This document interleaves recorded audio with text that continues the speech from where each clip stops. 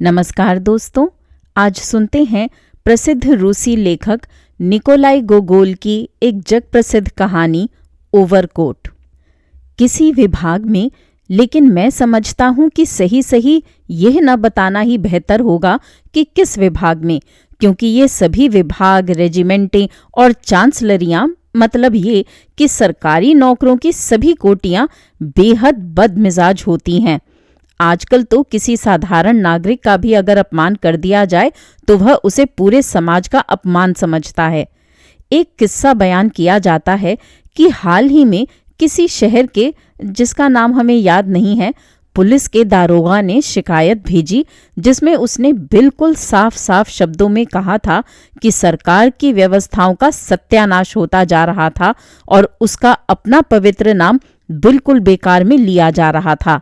इसके सबूत में उसने अपनी अर्जी के साथ एक मोटी सी किताब भेजी थी जो कोई रोमांटिक कृति थी, जिसमें हर 10 पृष्ठ के बाद पुलिस के किसी दारोगा की चर्चा की गई थी जो कभी कभी तो बिल्कुल ही नशे में चूर होता था। इसलिए इस तरह की किसी भी बदमज़गी से बचने के लिए सबसे अच्छा यही होगा कि जिस विभाग की हम चर्चा कर रहे हैं उसे हम कोई विभाग ही कहें। इस तरह किसी विभाग में कोई अफसर काम करता था। उस अफसर को किसी भी तरह बहुत उल्लेखनीय नहीं कहा जा सकता। उसका कद कुछ नाटा था, मुंह पर कुछ चेचक के दाग थे, बाल कुछ लाल रंग के थे, उसकी नज़र कुछ चुंधी थी, उसकी खोपड़ी भी सामने से कुछ गंजी हो चली थी, उसके दोनों गालों पर झुर्रियां पड़ गई थीं और उसके चेहरे का रंग पीला था। खैर, किया भी क्या जा सकता है, ये तो सेंट पीटर्सबर्ग की जलवायु का दोष है। जहां तक उसके पद का सवाल है, क्योंकि बात यह है कि हमारे यहाँ सबसे पहले पद की ही घोषणा की जानी चाहिए। वह उस जाति के लोगों में से था जिन्हें शाश्वत टाइटुलर काउंसिल कहते हैं, जिनका, जैसा कि पाठक को मालूम होगा, उन अनेक लेखकों ने मजाक उड़ाया है, जिनकी कमाल की आदत ये होती है कि वे उन लोगों पर हमला करते हैं जो पलटकर हमला नहीं कर सकते। इस अफसर का कुल नाम बशमाचकिन था, जिससे ये साफ जाहिर है कि ये नाम बशमाक से निकला है, लेकिन कब, किस समय और किस तरह बशमाक से यह नाम बनाया गया, ये हम नहीं कह सकते। उसके बाप और दादा दोनों ही और उसके बहनोई भी, और सच तो ये है कि सभी बशमाचकिन बूट पहनते थे, उन्हें कभी बदलते नहीं थे और साल में सिर्फ 3 बार उनमें नया तला लगवा लेते थे। उसका नाम था अकाकी अकाकियेविच। ये नाम पाठक को कुछ विचित्र और बनावटी लग सकता है, लेकिन हम विश्वास दिला सकते हैं कि ये नाम कहीं से खोजकर नहीं निकाला गया था, और ये कि उसके नामकरण की परिस्थितियां ही ऐसी थीं कि कोई दूसरा नाम संभव ही नहीं था। ये सारा मामला हुआ इस तरह। अकाकी अकाकियेविच का जन्म, अगर हमारी याद हमें धोखा नहीं देती, 22 मार्च को शाम के वक्त हुआ था। उसकी स्वर्गीय माँ ने, जो खुद एक अफसर की पत्नी थी और बहुत अच्छी औरत थी, विधिवत बच्चे का नामकरण करने का फैसला किया था। माँ अभी तक दरवाजे के सामने पलंग पर लेटी हुई थीं। उनके दाईं ओर थे बच्चे के धर्मपिता इवान इवानोविच येरोश्किन, जो बहुत ही अच्छे सज्जन थे और सेनेट में हेड क्लर्क थे, और बच्चे की धर्म माता अरीना सेम्योनोवना बेलोरब्युश्कोवा, जो एक पुलिस अफसर की पत्नी थी और बहुत ही अनुपम गुणों की महिला थी। नई माँ से 3 नामों में से कोई एक जो उन्हें सबसे अच्छा लगे चुन लेने को कहा गया। मोकी, सोसी या शहीद खोजदाजात के नाम पर बच्चे का नाम रखना। नहीं, स्वर्गीया ने सोचा, ये नाम तो कुछ ऐसे वैसे ही हैं। उन्हें खुश करने के लिए पत्रा फिर एक नए पृष्ठ पर खोला गया और एक बार फिर 3 नामों का सुझाव दिया गया, त्रिफिली, दुला और वराखासी। ये तो मुझे कोई दंड दिया जा रहा है, वृद्ध महिला बोली। ऐसे नाम, मैंने तो ऐसे नाम पहले कभी सुने ही नहीं। बरादात या वरुख भी होता तो कोई बात थी, लेकिन त्रिफिली और वराखासी तो। उन लोगों ने एक और पृष्ठ खोला और उस पर पवसिकाखी और वख्तीसी के नाम सामने आए। अच्छा, अब मैं समझ गई, वृद्ध महिला ने कहा, कि इसमें कुछ तकदीर का हाथ है। अगर यही बात है तो इससे बेहतर है कि जो नाम बाप का है वही उसका भी रख दिया जाए। बाप का नाम अकाकी है, इसलिए बेटे का नाम भी अकाकी ही रहने दो। इस तरह अकाकी अकाकीयेविच नाम की उत्पत्ति हुई। बच्चे का नामकरण संस्करण संपन्न हुआ। उसके दौरान वह रोने लगा और उसने ऐसा मुंह बनाया जैसे उसे इस बात का पूर्वाभास हो रहा हो कि एक दिन वह टाइटुलर काउंसलर बनेगा। तो ये है जैसे ये सब कुछ हुआ। हमने ये चर्चा इसलिए उठाई कि पाठक स्वयं समझ लें कि यह केवल आवश्यक था और बच्चे का कोई दूसरा नाम रखा जाना बिल्कुल असंभव था। कब और किस उम्र में वह उस विभाग में भर्ती हुआ और किसने मदद दी, ये अब कोई नहीं बता सकेगा।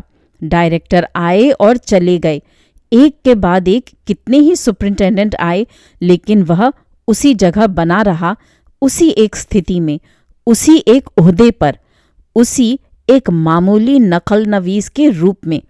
इसीलिए बाद में सबको विश्वास हो गया कि वह माँ के पेट से इसी हालत में वर्दी पहने और सामने से थोड़ी थोड़ी गंजी होती हुई खोपड़ी लेकर पैदा हुआ होगा।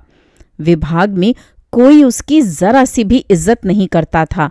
जब वह गुजरता था तो चपरासी न सिर्फ ये कि उठकर खड़े नहीं होते थे, बल्कि वे उसकी ओर देखते तक नहीं थे कि जैसे वह कोई मक्खी हो जो स्वागत कक्ष में से उड़ती हुई निकल गई हो। उससे ऊपर के लोग उसके साथ बड़े रूखेपन और निरंकुशता का व्यवहार करते थे। कोई मामूली असिस्टेंट हेड क्लर्क भी उसकी नाक के नीचे कागज बढ़ा देता था और ये तक कहने की तकलीफ नहीं करता था कि भाई जरा इसे नकल कर दो, या ये बहुत ही बढ़िया दिलचस्प काम है, या कोई और भली लगने वाली बात, जैसा कि शिष्ट प्रतिष्ठानों में आमतौर पर होता है। वह उन्हें ले लेता था और सिर्फ कागजों को देखता था। वह न ये देखता था कि उसे कागज किसने दिए हैं और न इस बात की ओर ध्यान देता था कि उसे ऐसा करने का अधिकार भी था या नहीं। वह बस कागज लेकर फौरन उन्हें नकल करने लगता था। नौजवान अफसर अपनी क्लर्कों वाली अकल की हद तक उसे चिढ़ाते थे और उसका मजाक उड़ाते थे। उसी के सामने उसके बारे में तरह तरह के मनगढ़ंत किस्से सुनाते थे। उसकी मकान मालकिन के बारे में, जो 70 साल से ज्यादा उम्र की औरत थी, कहते थे कि वह उसे मारती थी और उससे पूछते थे कि उनकी शादी कब होने वाली है। वे कागज की छोटी छोटी चिंदियां फाड़कर उसके सिर पर बर्फ की तरह बरसाते थे। अकाकीयेविच इसके जवाब में एक शब्द भी नहीं कहता था, जैसे उसके सामने कोई हो ही नहीं। इसका उसके काम पर कोई असर नहीं पड़ता था। इन तमाम शरारतों के बीच उसके नकल करने में एक भी गलती नहीं होती थी। सिर्फ जब मजाक हद से बढ़ जाता था, जब कोई उसकी बाह पकड़कर झटका देता था जिसकी वजह से वह अपना काम जारी नहीं रख पाता था, तब वह कहता था, रहने भी दो, तुम लोग क्यों मेरे पीछे पड़े रहते हो। और उसके इन शब्दों में और उन्हें कहने के उसके स्वर में कुछ विचित्र भाव होता था। उसमें कोई ऐसी बात होती थी जो करुणा की सीमाओं को छू लेती थी, जिसका नतीजा ये हुआ कि एक बार नौकरी पर नए नए लगे हुए किसी नौजवान ने जब दूसरों की देखा देखी उसका मजाक उड़ाने की कोशिश की, तो उसकी ये बात सुनकर वह बीच में ठिठक गया और उसके बाद से जैसे सब कुछ बदल गया। वह अपने चारों ओर की हर चीज को दूसरी ही रोशनी में देखने लगा। किसी अप्राकृतिक शक्ति ने उसे अपने उन नए मित्रों से दूर हटा दिया जिन्हें वह शरीफ और सभ्य लोग समझता था। और उसके बाद बहुत अरसे तक जब बहुत हंसी मजाक भी होता था, तो उसे वह नाटा क्लर्क, उसकी सामने से गंजी होती हुई खोपड़ी और उसके वे चुभते हुए शब्द याद आते थे, रहने भी दो, तुम लोग क्यों मेरे पीछे पड़े रहते हो। और इन शब्दों में उसे एक दूसरे ही संदेश की गूंज सुनाई देती थी, मैं तुम्हारा भाई हूं। ऐसे मौकों पर वह बेचारा नौजवान दोनों हाथों से अपना मुंह ढक लेता था। अपने जीवन में कितनी ही बार वह मनुष्य के प्रति मनुष्य की क्रूरता को देखकर सुसंस्कृत, सुशिक्षित और सुसभ्य चमक दमक के पीछे छिपे हुए द्वेषपूर्ण फूहड़पन को देखकर कांप उठा था। और हे भगवान, ये बात उन लोगों में भी पाई जाती थी जिन्हें दुनिया नेक और ईमानदार मानती थी। आपको कोई दूसरा आदमी शायद ही मिल पाता जिसके लिए काम इस हद तक जीवन का सुख बन गया हो। केवल इतनी ही बात नहीं थी कि वह बड़ी लगन से नौकरी करता था, बल्कि वह बड़े प्यार से नौकरी करता था। इसमें, इस नकल नवीसी में उसे एक रंगीन और आकर्षक दुनिया दिखाई देती थी। उसके चेहरे पर उल्लास का भाव आ जाता था। वर्णमाला के कुछ अक्षरों से उसे विशेष लगाव था और जब भी इनमें से कोई अक्षर उसके सामने आ जाता था तो वह खुशी से फूला न समाता था। वह चहक उठता था और आंख मारता था और तरह तरह के मुंह बनाता था, जिसकी वजह से उसके कलम से लिखे जाने वाले हर अक्षर को उसके चेहरे पर पढ़ा जा सकता था। अगर उसे उचित पुरस्कार मिलता तो अपने अपार उत्साह की वजह से उसे स्टेट काउंसलर बना दिया गया होता, जिस पर उसे स्वयं भी बहुत आश्चर्य होता। लेकिन जैसा कि उसके चुटकुलेबाज साथी कहा करते थे, इस सारे काम के बदले उसे बस यही पुरस्कार मिला था कि सामने एक बिल्ला और पीछे बवासीर। फिर भी ये कहना पूरी तरह सच न होगा कि उसकी ओर कोई ध्यान दिया ही नहीं जाता था। एक डायरेक्टर ने, जो स्वभाव से नेकदिल आदमी था और उसकी लंबी सेवा के लिए उसे पुरस्कार देना चाहता था, आदेश दिया कि उसे आम नकल नवीसी के काम के बजाय कोई अधिक महत्वपूर्ण काम दिया जाए, अर्थात उसे किसी दूसरे दफ्तर के लिए एक ऐसे मामले की रिपोर्ट तैयार करने का काम सौंपा गया जिसकी कार्रवाई पूरी हो चुकी थी। इसमें करना बस इतना था कि शीर्षक बदल दिया जाए और इक्का दुक्का क्रियाओं को उत्तम पुरुष से अन्य पुरुष में बदल दिया जाए। ये उसके लिए इतना कठिन काम था कि उसके पसीना छूटने लगा।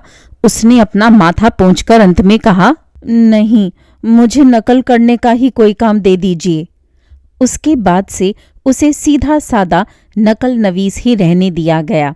लगता था कि इस नकल नवीसी के बाहर उसके लिए कोई दुनिया थी ही नहीं।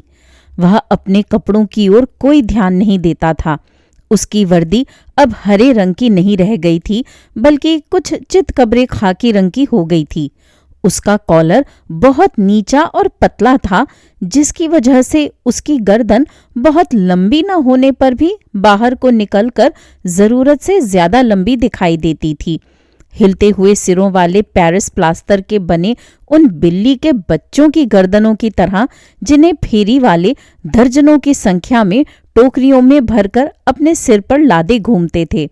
और उसकी वर्दी पर हमेशा कोई न कोई चीज चिपकी रहती थी, कोई तिनका या धागे का कोई टुकड़ा। इसके अलावा उसे इसमें विशेष निपुणता प्राप्त थी। सड़क पर चलते हुए वह खिड़कियों के नीचे से होकर उस समय गुजरता था जब उनमें से कूड़ा करकट बाहर फेंका जा रहा होता था, और इस तरह वह अपनी हैट पर हमेशा छीलन के टुकड़े और खरबूजे के छिलके और इसी तरह का दूसरा कचरा लेकर चलता था। अपने जीवन में एक बार भी उसने सड़क पर रोजमर्रा होने वाली घटनाओं की ओर कोई ध्यान नहीं दिया था, जिन्हें, जैसा कि सभी जानते हैं, उसकी तरह नौकरी करने वाला कोई भी दूसरा नौजवान हमेशा बड़े ध्यान से देखता है, जो अपनी फुर्तीली नजर को इतना पैना कर लेता है कि वह यह भी देख ले कि सड़क की दूसरी पटरी पर चलने वाले किस आदमी के पतलून का तलुबे में अटकाने का फीता ढीला हो गया है। इस बात से उसके चेहरे पर हमेशा एक चुलबुली मुस्कुराहट दौड़ जाती थी। लेकिन अकाकी अकाकियेविच जब किसी चीज को देखता भी था तो उसे उसकी जगह अपनी सुंदर लिखाई में अंकित सजल रेखाएं ही दिखाई देती थीं। सिर्फ जब कोई गुजरता हुआ घोड़ा अपनी थूथनी उसके कंधे पर रखकर अपने नथनों से फुफकार कर उसके गालों पर सांस छोड़ता था, तब उसे ये ध्यान आता था कि वह किसी पंक्ति को नकल करने के बीच में नहीं बल्कि सड़क के बीच में है। घर पहुंचकर वह फौरन मेज पर बैठ जाता था, खाने के स्वाद की परवाह किए बिना मक्खियों समेत, और भगवान की दया से जो कुछ भी और उस वक्त मिल जाए उसके साथ एक सांस में अपना सूप पी जाता था और मांस का एक टुकड़ा प्याज के साथ खा लेता था। जब वह महसूस करता कि उसका पेट भरने लगा है तो वह मेज पर से उठ जाता और दवात लेकर दफ्तर से लाए हुए कागज नकल करने बैठ जाता। अगर इस तरह का कोई कागज न होता तो वह बस जी बहलाने के लिए अपनी तरफ से कोई चीज नकल करने लगता, खास तौर पर अगर वह दस्तावेज उल्लेखनीय होता। अपनी शैली की वजह से नहीं बल्कि इसलिए कि वह जिसे संबोधित करके लिखा गया था वह कोई अनोखा या महत्वपूर्ण आदमी था। उस समय भी जब सेंट पीटर्सबर्ग के धुंधले भूरे आसमान पर बिल्कुल अंधेरा छा जाता है और अफसरों की पूरी नस्ल अपने अपने ढंग से और अपनी अपनी हैसियत और खाने पीने के मामले में अपनी पसंद के हिसाब से छक्कर खा चुकती है, जब दफ्तरों में काम करने वाले सभी लोग अपनी रोज रोज की कलम घिसाई से खुद अपने और दूसरे विभागों की आवश्यक हलचल और झंझटों से और बेचैन तबीयत वाले अपनी मर्जी से जो फालतू और गैर जरूरी काम अपने जिम्मे ले लेते हैं, उससे छुटकारा पाकर आराम कर चुके होते हैं, जब अफसर लोग अपना बचा खुचा फुर्सत का वक्त अधिक आनंददायक कामों में बिताने की जल्दी में होते हैं। जो ज्यादा तेज होते हैं वे हड़बड़ाकर थिएटर की ओर भागते हैं, कुछ सड़क पर टहलते हुए औरतों की हैटों के नीचे झांकने में समय बिताते हैं, कुछ पार्टियों में जाते हैं, अफसरों के छोटे से झुरमुट में सितारे जैसी चमकती हुई किसी परी की प्रशंसा करने में पूरी शाम बिता देते हैं, कुछ, और ये सबसे ज्यादा होता है, बस अपने जैसे किसी अफसर के तीसरी या चौथी मंजिल वाले फ्लैट में जाकर, जहां उसके पास 2 कमरे और 1 ड्योढ़ी या रसोई होती है, जिसमें वह कई रातों के खाने की कुर्बानी देकर या कई शामों की तफरी हराम करके हासिल की गई कुछ फैशनेबल दिखाऊ चीजें, कोई लैंप या कोई छोटी मोटी चीजें सजाकर सामने रखता है। दूसरे शब्दों में, जब सारे अफसर स्टॉर्म व्हिस्ट खेलने के लिए अपने दोस्तों के छोटे फ्लैटों में बिखर जाते थे, वहां गिलासों से चाय की चुस्कियां लेते थे और सस्ती किस्म के कुरकुरे बिस्कुट खाते थे, अपने लंबे लंबे पाइपों से धुआं उड़ाते थे और ताश बांटने के दौरान ऊंचे समाज के लोगों के बारे में कोई सुना सुनाया चटपटा किस्सा एक दूसरे को सुनाते थे, जिसके बिना कोई भी रूसी किसी भी समय और किसी भी हालत में रह नहीं सकता, या बातचीत करने के लिए कोई भी विषय न बच जाने पर उस कमांडेंट का युगों पुराना घिसा पिटा किस्सा भी सुनाने से नहीं चूकते थे, जिसे ये बताया गया था कि फाल्कोने के बनाए हुए स्मारक में घोड़े की दुम कुछ काट दी गई है। कहने का मतलब ये कि उस वक्त भी जब बाकी दुनिया मनोरंजन के फेर में होती थी, अकाकी अकाकीयेविच कभी किसी ऐसी हल्की फुल्की हरकत में हिस्सा नहीं लेता था।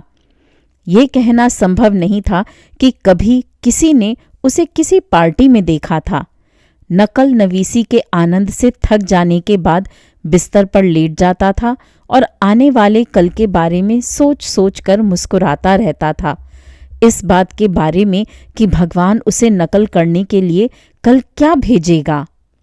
ऐसा था उस आदमी का शांतिपूर्ण जीवन, जो 400 रूबल के वेतन में अपनी नियति से संतुष्ट रहता था और शायद बुढ़ापे तक ऐसे ही चलता रहता, अगर कुछ ऐसी विनाशकारी घटनाएं न हो जाती जो न केवल टाइटुलर काउंसलरों के भाग्य में बल्कि प्रिवी, स्टेट, ऑलिक और दूसरे काउंसलरों तथा उन सभी सलाहकारों तक के भाग्य में भी लिखी होती हैं, जो न किसी तरह की सलाह देते हैं और न किसी तरह की सलाह स्वयं लेते हैं। जिन लोगों को 400 रूबल या इसके लगभग वेतन मिलता है, उनका सेंट पीटर्सबर्ग में एक भयानक दुश्मन होता है। ये दुश्मन कोई और नहीं बल्कि हमारा उत्तर का पाला होता है। हालांकि लोगों को ये कहते भी सुना जाता है कि ये स्वास्थ्य के लिए हितकर होता है। सवेरे 8 बजे ठीक उस घड़ी जब भागम भाग अपने विभागों की ओर जाते हुए क्लर्कों से सड़कें भरी होती हैं, वह सबकी नाकों पर ऐसे जोरदार और डंक की तरह भेदने वाले थपेड़े मारता है कि मुसीबत के मारे क्लर्क उन्हें छिपाने का कोई रास्ता खोजने लगते हैं। ऐसे मौक़ों पर जब ऊंचे पदों वाले लोग भी महसूस करते हैं कि उनके माथे की खाल सर्दी में कसती जा रही है और उनकी आंखों में आंसू उमड़े आ रहे हैं, बेचारे टाइटुलर काउंसलर तो बिल्कुल लाचार हो जाते हैं। उनके सामने जिंदा बचने का बस यही रास्ता होता है कि वे अपने पतले तार तार ओवरकोट पहने सरपट भागते हुए 4-5 सड़कें पार करके लॉबी तक पहुंच जाएं, जहां वे तब तक अपने पांव पटकते रहें जब तक कि उनकी सारी जमी हुई प्रतिभाएं और क्लर्कों वाली योग्यताएं पिघल न जाएं। एक वक्त ऐसा आया जब अकाकीयेविच को आवश्यक दूरी जल्दी से भागकर पार कर जाने की कोशिश के बावजूद अपनी पीठ और कंधों पर सर्दी की तेज चुभन खास तौर पर महसूस होने लगी। आखिरकार वह सोचने लगा कि कहीं ऐसा तो नहीं है कि उसके ओवरकोट में कोई खराबियां हो।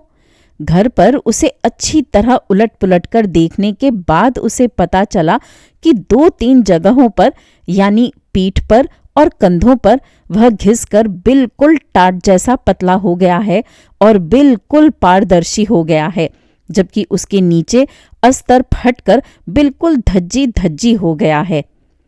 पाठक के लिए ये जानना भी जरूरी है कि अकाकीयेविच का कोट उसके साथ के क्लर्कों के मजाक का भी निशाना था। उन्होंने उससे उसका ओवरकोट का नाम भी छीन लिया था और वे उसे लबादा कहने लगे थे।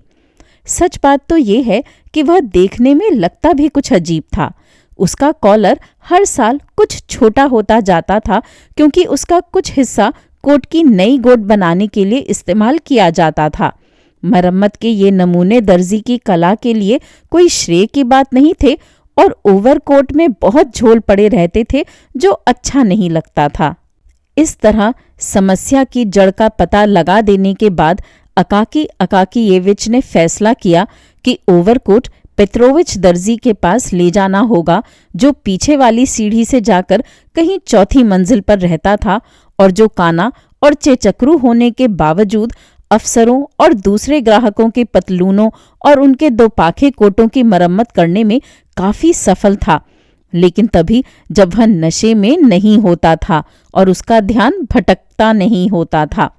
हमारे लिए सचमुच इस दर्जी के बारे में बहुत कुछ कहने की जरूरत तो नहीं है, लेकिन अब चूंकि ये चलन हो गया है कि कहानियों में हर पात्र के चरित्र का पूरा ब्यौरा दिया जाए, इसलिए पेत्रोविच को भी गौर से देखने के अलावा कोई चारा नहीं है। शुरू में वह सिर्फ प्रिगोरी कहलाता था और किसी जमींदार का भूदास था। जब वह वहां से मुक्त हुआ तो लोग उसे उसके पैतृक नाम पेत्रोविच से पुकारने लगे थे और तभी से वह संतों की याद में मनाए जाने वाले दिवसों को जरा ज्यादा ही पीने लगा था। पहले तो सिर्फ बड़े बड़े त्योहारों को, फिर बिना किसी भेदभाव के हर उस दिन जिस पर कैलेंडर में क्रॉस लगा होता था। इस मामले में वह अपने पूर्वजों की परंपराओं पर चलता था और अपनी बीवी से झगड़े के समय उसे विधर्मी औरत और जर्मन कहता था। और चूंकि अब हम उसकी बीवी को भी बीच में घसीट लाए हैं, इसलिए हमें उसके बारे में भी कुछ शब्द कहने होंगे। दुर्भाग्यवश उसके बारे में कुछ ज्यादा नहीं मालूम है। बस इतना मालूम है कि पेत्रोविच की एक बीवी थी जो सिर पर रुमाल बांधने के बजाय लेस की टोपी भी पहनती थी। लेकिन ऐसा लगता है कि वह बहुत रूपवती होने का गर्व नहीं कर सकती थी। बहरहाल जो मर्द उसके पास से होकर गुजरते थे, उनमें से बस गारद के सिपाही ही उसकी टोपी के कगर के नीचे झांककर देखते थे और अपनी मूछें ऐंठकर एक अजीब सी आवाज निकालते थे। अकाकी अकाकियेविच जब पेत्रोविच के फ्लैट को जाने वाली सीढ़ियां चढ़ रहा था, वे सीढ़ियां जो बिल्कुल सच सच कहा जाए तो पूरी तरह गंदे पानी और जूठन से लिसी रहती थीं और हर कदम पर उनसे वह तीखी दुर्गंध आती थी जिससे आंखों में बहुत जलन होती है और जो, जैसा कि पाठक को मालूम होगा, सेंट पीटर्सबर्ग की सभी पीछे वाली सीढ़ियों का एक अनिवार्य भाग होती है। उन सीढ़ियों पर चढ़ते समय ही अकाकी अकाकियेविच ने ये अटकल लगाना शुरू कर दिया था कि पेत्रोविच कितना मांगेगा और उसने मन ही मन फैसला कर लिया था कि वह 2 रूबल से ज्यादा नहीं देगा। दरवाजा खुला हुआ था क्योंकि दर्जी की बीवी ने मछली पकाने के सिलसिले में रसोई में इतना धुआं पैदा कर दिया था कि कॉकरोच भी दिखाई नहीं देते थे। अकाकी अकाकियेविच ने दर्जी की बीवी तक की नजरों से बचकर रसोई पार की और आखिरकार कमरे में पहुंच गया, जहां उसने पेत्रोविच को लकड़ी की एक चौड़ी सी मेज पर, जिस पर रंग रोगन नहीं था, घुटने मोड़े तुर्की पाशा की तरह बैठे देखा। वह नंगे पांव था, जैसा कि दर्जी काम करते वक्त आमतौर पर होते हैं। पांव में सबसे पहले अकाकी अकाकियेविच की नजर उसके अंगूठे पर पड़ी, जिससे वह भली भांति परिचित था, जिसका टेढ़ा मेढ़ा नाखून कछुए की खोपड़ी जैसा मोटा और कड़ा था। पेत्रोविच ने अपनी गर्दन में रेशमी और सूती धागे की एक एक लच्छी डाल रखी थी और उसके घुटने पर पुराने कपड़े कुछ चिथड़े चिपके थे। पिछले 3 मिनट से वह सुई में धागा पिरोने का असफल प्रयत्न कर रहा था और इसलिए वह कमरे के अंधेरे और उस धागे से बेहद नाराज था और बुदबुदा रहा था, अरे कमबख्त चला भी जा, पागल बना रखा है बदमाश ने। अकाकी अकाकियेविच के लिए ये परेशानी की बात थी कि वह ऐसे वक्त आया था जब पेत्रोविच नाराज था। वह पेत्रोविच से कोई काम करने को उस वक्त कहना ज्यादा पसंद करता था जब वह कुछ तरंग में हो, या जैसा कि उसकी बीवी कहा करती थी, जब वह बोतल चढ़ाए हुए नशे में धुत हो, वह काना शैतान। इस हालत में पेत्रोविच हमेशा अपने ग्राहकों की बात मानकर सिलाई में काफी आसानी से रियायत कर देता था और बहुत झुक झुक कर और साथ ही आभार मानते हुए अपनी स्वीकृति प्रकट करता था। ये भी सच है कि बाद में उसकी बीवी शिकायत करती हुई आती थी कि उसका शौहर नशे में था और इसीलिए वह बहुत सस्ते में काम कर देने को राजी हो गया था, लेकिन आमतौर पर उसमें 10 कोपेक और बढ़ाने पड़ते थे और सौदा पट जाता था। लेकिन इस वक्त पेत्रोविच काफी संजीदा दिखाई दे रहा था और इसलिए कुछ रूखा और अड़ियल भी लग रहा था और इस बात का खतरा था कि वह बेहद ज्यादा पैसे मांगे। अकाकी अकाकियेविच ने जल्दी से परिस्थिति का लेखा जोखा किया और उसका जी तो यही चाह रहा था कि उल्टे पांव वहां से वापस चला जाए, लेकिन इसके लिए बहुत देर हो चुकी थी। पेत्रोविच ने अपनी अकेली आंख सिकोड़कर उसे घूरा और अकाकी अकाकियेविच अपने आप ही बोला, सलाम पेत्रोविच। सलाम साहब, पेत्रोविच ने जवाब में कहा और अकाकी अकाकियेविच के हाथों पर नजर गड़ाकर देखने लगा कि उसके लिए किस तरह का लूट का माल लाया गया है।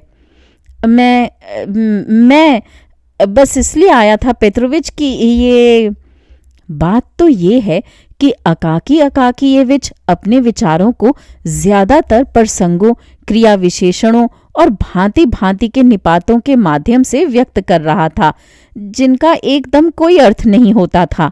अगर हालत खास तौर पर अटपटी हो जाती तो वह अपने वाक्य भी पूरे नहीं करता था और अक्सर कुछ इस तरह की बात शुरू करके, हाँ तो बात ये है कि दरअसल, वह बाकी बात कहना गोल कर जाता और अंत में सब कुछ भूल जाता, ये समझ बैठकर कि जो कुछ उसे कहना था वह उसने कह दिया है। क्या है क्या?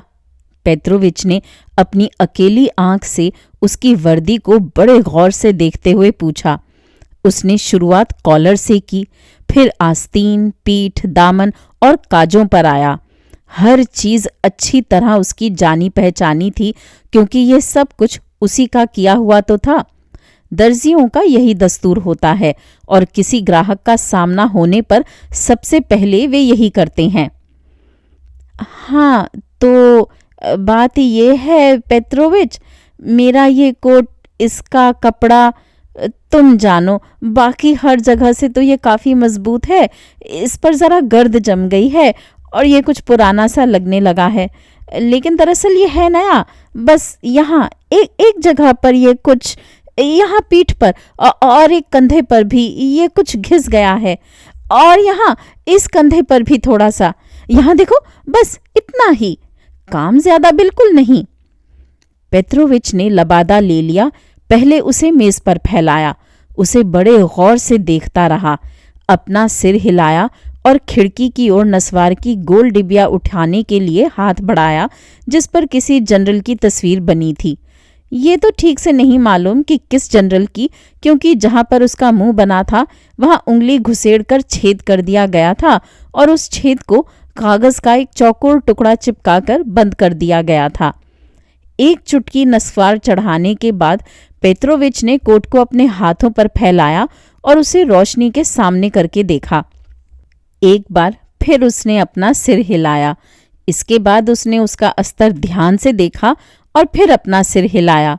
फिर जनरल वाली डिबिया का ढक्कन खोला, जिसके मुंह पर कागज चिपका हुआ था, और एक चुटकी नस्वार अपने नथुने में चढ़ाकर ढक्कन बंद किया, डिबिया वापस रख दी और आखिर में बोला, नहीं, ये ठीक नहीं हो सकता, ये तो बिल्कुल घिस गया है।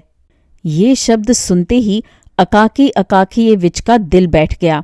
लेकिन क्यों नहीं हो सकता पेट्रोविच? उसने बिल्कुल बच्चों की सी आवाज में गिड़गिड़ाकर कहा, मेरा मतलब है कि ये तो बस कंधों पर थोड़ा घिस गया है, और तुम्हारे पास कपड़े के किसी तरह के टुकड़े तो होंगे ही।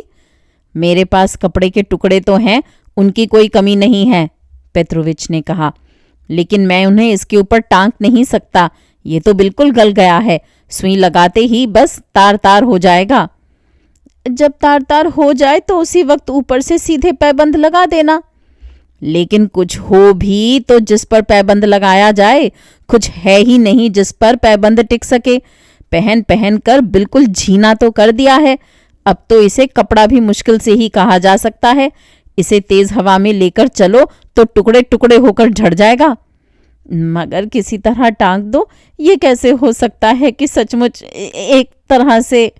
नहीं, पेट्रोविच ने अंतिम निर्णय के स्वर में कहा, अब इसका कुछ हो ही नहीं सकता, इसके दिन पूरे हो चुके। बेहतर ये होगा कि जब कड़ाके का जाड़ा पड़ने लगे तब इसे काट कर पांव पर लपेटने की पट्टियां बना लीजिएगा, क्योंकि मोजों से पांव गर्म नहीं रहते हैं। इनकी ईजाद तो जर्मनों ने लोगों से पैसा ऐंठने के लिए की थी। पेट्रोविच जर्मनों पर चोट करने का कोई मौका नहीं चूकता था, और लगता तो यही है कि आपको नया कोट बनवाना पड़ेगा। नया शब्द सुनते ही अकाकी अकाकीयेविच को चक्कर आ गया और कमरे की सारी चीजें उसकी आंखों के सामने घूमने लगीं।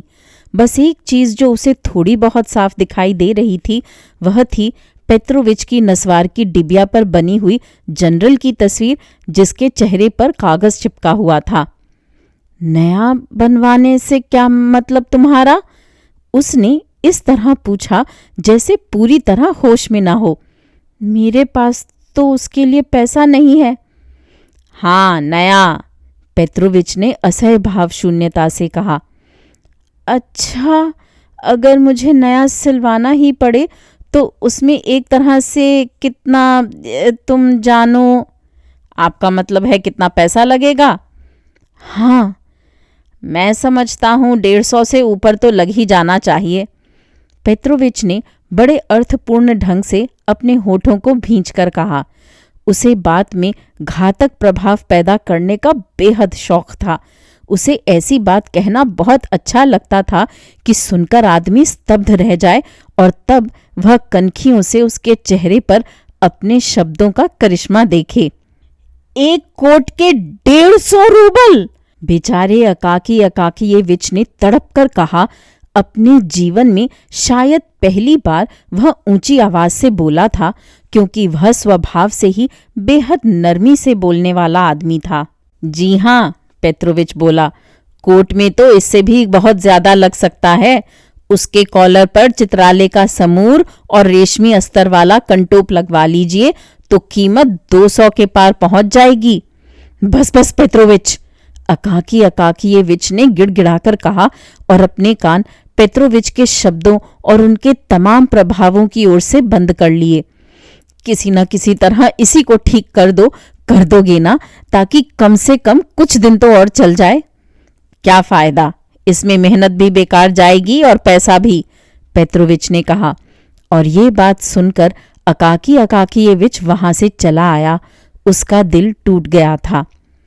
अपने ग्राहक के चले जाने के बाद पेट्रोविच बड़ी देर तक निश्चल खड़ा रहा। उसने अपने होठों को बड़े अर्थपूर्ण ढंग से भींचा और अपने काम को बड़ी देर तक हाथ नहीं लगाया। वह उस बात पर बेहद खुश था कि उसने न अपने साथ विश्वासघात किया था और न दर्जी की कला के साथ। बाहर सड़क पर निकलकर अकाकियेविच को ऐसा महसूस हुआ जैसे वह सो रहा हो। तो ये बात है, उसने मन ही मन कहा। और ज्यादा सोचने की बात है कि उसकी ये शक्ल निकले। फिर कुछ देर चुप रहने के बाद उसने जोड़ा, खैर ऐसा ही सही, आखिरकार ये शक्ल निकली और मैं अनुमान भी लगा नहीं सकता था कि ऐसा हो सकता है। इसके बाद वह फिर चुप हो गया। बड़ी देर तक चुप रहा और फिर बोला, देखो तो भला ये कौन, कैसा, एक तरह से मतलब है तकदीर का फेर है। ये कहकर वह घर की ओर नहीं लौटा, बल्कि खुद ये जाने बिना कि वह क्या कर रहा है बिल्कुल ही दूसरी दिशा में चल पड़ा। रास्ते में एक मैला कुचैला चिमनी साफ करने वाला उससे टकरा गया और उसका कंधा बिल्कुल काला कर गया। एक अधबनी इमारत की सबसे ऊपर वाली मंजिल से उस पर टोकरी भर चूना फेंक दिया गया। वह इन सब बातों से बेखबर था और जब वह एक संतरी से जा टकराया जिसने चुनौती में से थोड़ी सी नस्वार अपनी खुरदुरी हथेली पर निकालने के लिए अपना फरसा पास ही रख दिया था, तब जाकर उसे कुछ होश आया, और सो भी इसलिए कि संतरी ने उससे कहा, कुछ होश है, किधर जाने का है, चलने को और ठिकाना कोई नहीं होता, पटरी पर जाओ। इस पर उसने चारों ओर नजर डालकर देखा और घर की ओर लौट पड़ा। घर पहुंचते ही वह अपने बिखरे हुए विचारों को समेटने लगा और उसने अपनी हालत को सही तरीके से देखा। वह अपने आप से उखड़े उखड़े ढंग से, बिल्कुल झटकों के साथ नहीं बल्कि बड़े सुलझे हुए ढंग से खुलकर बात कर रहा था, जैसे किसी ऐसे समझदार दोस्त से बातें कर रहा हो जिससे आदमी सबसे अंतरंग और नाजुक मामलों के बारे में चर्चा कर सकता है। नहीं नहीं, अकाकियेविच ने कहा, इस वक्त पेट्रोविच से बात करने से कोई फायदा नहीं है। वह एक तरह से, उसकी बीवी ने उसे धप जमाई होगी। अच्छा यही होगा कि मैं इतवार को सुबह उसके पास जाऊं। बीते शनिचर के बाद जब वह अपनी आंख भैंगी करके देख रहा होगा, जब वह ऊँग रहा होगा और उसे अपने हवास ठीक करने के लिए एक घूंट चढ़ाने की जरूरत होगी, लेकिन उसकी बीवी उसे एक दमड़ी भी न दे रही होगी, और तब मैं उसे 10 कोपेक एक तरह से, और वह मेरी बात ज्यादा आसानी से मान लेगा, और कोट एक तरह से। इस दलील का सहारा लेकर अकाकियेविच ने अपना हौसला बढ़ाया और अगले इतवार तक इंतजार करता रहा। जब उसने दूर से देख लिया कि पेट्रोविच की बीवी किसी काम से बाहर निकल गई है, वह फौरन पेट्रोविच के पास जा पहुंचा। शनिचर के बाद पेट्रोविच सचमुच भैंगी आंख से देख रहा था। उसका सिर नीचे को लटका हुआ था और आंखें नींद से बोझल थीं, लेकिन जैसे ही उसकी समझ में आया कि अकाकियेविच क्या बात कर रहा है, तो उसके सिर पर जैसे शैतान उतर आया। नहीं, वह बोला, कोट तो नया ही लेना पड़ेगा। इस पर अकाकियेविच ने 10 कोपेक का एक सिक्का उसके हाथ में सरका दिया। बहुत शुक्रिया मेहरबान, मैं जरा ताजा दम हो लूं और आपकी सेहत का जाम पी लूं, पेट्रोविच बोला। लेकिन कोट की कोई फिक्र न कीजिए, पुराना किसी काम का नहीं रहा। मैं नया बढ़िया कोट बना दूंगा, विश्वास कीजिए। अकाकी अकाकियेविच ने मरम्मत का सवाल छेड़ने की कोशिश की, लेकिन पेत्रोविच उसकी बात सुन नहीं पाया और बोला, मैं आपको बेशक नया बना दूंगा, आप पूरा भरोसा रखिए। मैं अपनी तरफ से सचमुच पूरी कोशिश करूंगा। हम उसे बिल्कुल नए फैशन का भी बना सकते हैं। कॉलर बंद करने के लिए चांदी की कंटिया भी लगा सकते हैं। अब अकाकी अकाकियेविच की समझ में आ गया कि कोई दूसरा रास्ता है ही नहीं, उसे नया कोट ही बनवाना पड़ेगा। वह बिल्कुल निराश हो गया। वह उसके पैसे कहाँ से जुटाएगा? पैसा आएगा कहाँ से? अलबत्ता कुछ पैसे का सहारा तो त्योहार के बोनस से हो सकता था जो उसे मिलने वाला था, लेकिन उस पैसे का तो हिसाब पहले ही लगा लिया गया था और वह दूसरे कामों के लिए रख दिया गया था। उसे नए पतलून की जरूरत थी और जूते वाले को बूट में ऊपरी हिस्सा लगाने का बहुत पुराना बिल चुकाना था। दर्जिन से 3 नई कमीजें और नीचे पहनने के लिए कोई 2 चीजें सिलवानी थीं, जिनका छपाई में उल्लेख करना भी अभद्रता समझी जाती है। दूसरे शब्दों में, उस पैसे में से तो कुछ भी नहीं बचेगा, और अगर डायरेक्टर ने उदारता के जोश में आकर उसे 40 रूबल के बजाय 45 या 50 रूबल दे दिए, तब भी उसके पास बहुत ही छोटी सी रकम बचेगी जो ओवरकोट की कीमत के समुद्र में केवल 1 बूंद के बराबर होगी। हालांकि वह जानता था कि पेत्रोविच की आदत थी कि वह भगवान जाने कितनी ऊंची कीमत बता देता था, कभी कभी तो इतनी ऊंची कि उसकी बीवी भी आपे से बाहर होकर कहती थी, क्या तुम्हारी मत तो नहीं मारी गई है दीवाने कहीं के? कभी तो फोकट में ही काम कर दोगे और अब तुम्हारे जी में ना जाने क्या पागलपन समाया है कि इतने दाम मांग रहे हो जितने में कोई खुद तुम्हें भी नहीं खरीदेगा। ये तो वह जानता था कि पेत्रोविच 80 रूबल में भी ओवरकोट बनाने को राजी हो जाएगा, लेकिन वे 80 रूबल भी वह कहाँ से लाएगा? उसकी आधी रकम तो शायद वह जुटा भी लेता, मुमकिन है उससे कुछ ज्यादा भी जुटा ले, लेकिन बाकी आधी रकम कहाँ से आएगी? पर पहले तो पाठक को ये समझ लेना चाहिए कि आधी रकम कहाँ से आने वाली थी। अकाकी अकाकियेविच की आदत थी कि हर रूबल जो वह खर्च करता था उसमें से वह आधा कोपेक बचा लेता था और उसे एक छोटी सी बंद संदूकची में जमा करता जाता था, जिसमें ऊपर सिक्के डालने के लिए एक झरी कटी हुई थी। हर 6 महीने बाद वह जमा किए हुए तांबे के सिक्के गिनता था और उन्हें निकालकर उनकी जगह उतनी ही रकम के चांदी के सिक्के डाल देता था। उसने ये सिलसिला कई साल से अपना रखा था और अब तक 40 रूबल से ज्यादा की रकम वह जमा कर चुका था। इस तरह आधी रकम तो उसके हाथ में थी, लेकिन बाकी आधी रकम वह कहाँ से लाए? 40 रूबल और कहाँ से आए? अकाकी अकाकियेविच ने अपने दिमाग पर बहुत जोर डाला और फैसला किया कि उसे कम से कम पूरे 1 साल के लिए अपना रोजमर्रा का खर्च कम करना होगा। शाम को जो 1 प्याली चाय वह पीता था उसे बंद कर देगा, रात को मोमबत्ती नहीं जलाएगा और अगर कोई काम करने को हुआ करेगा तो मकान मालकिन के कमरे में चला जाया करेगा और उसकी मोमबत्ती की रोशनी में काम कर लिया करेगा। चलते वक्त सड़क के पत्थरों और रोड़ियों पर ज्यादा हौले से और सावधानी से कदम रखा करेगा, लगभग बिल्कुल पंजों के बल चला करेगा ताकि जूते का तला कम घिसे। जहां तक मुमकिन होगा वह अपने कपड़े कम से कम धुलवाया करेगा और घिसने से बचाने के लिए घर पहुंचते ही उन्हें उतार दिया करेगा और अपना सस्ता सूती ड्रेसिंग गाउन पहन लिया करेगा जो बेहद पुराना हो गया था लेकिन काल के क्रूर हाथों से बच गया था। सच पूछिए तो शुरू में उसे इन पाबंदियों की आदत डालने में कुछ कठिनाई जरूर हुई, लेकिन धीरे धीरे वह उनका आदी हो गया और सहज ही वे उसकी दिनचर्या का हिस्सा बन गईं। वह शाम को बिना खाए ही रह जाने का बिल्कुल आदी हो गया, लेकिन अपने नए कोट के सपनों से उसे आत्मिक पोषण तो मिलता ही रहता था।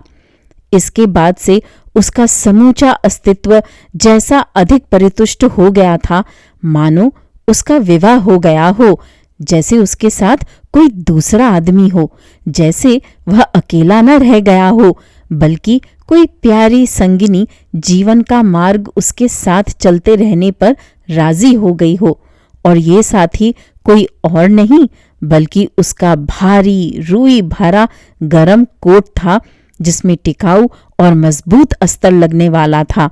न जाने कैसे उसमें ज्यादा जान आ गई और उसका चरित्र अधिक दृढ़ हो गया, उस आदमी की तरह जिसने अपने जीवन का लक्ष्य निर्धारित कर लिया हो।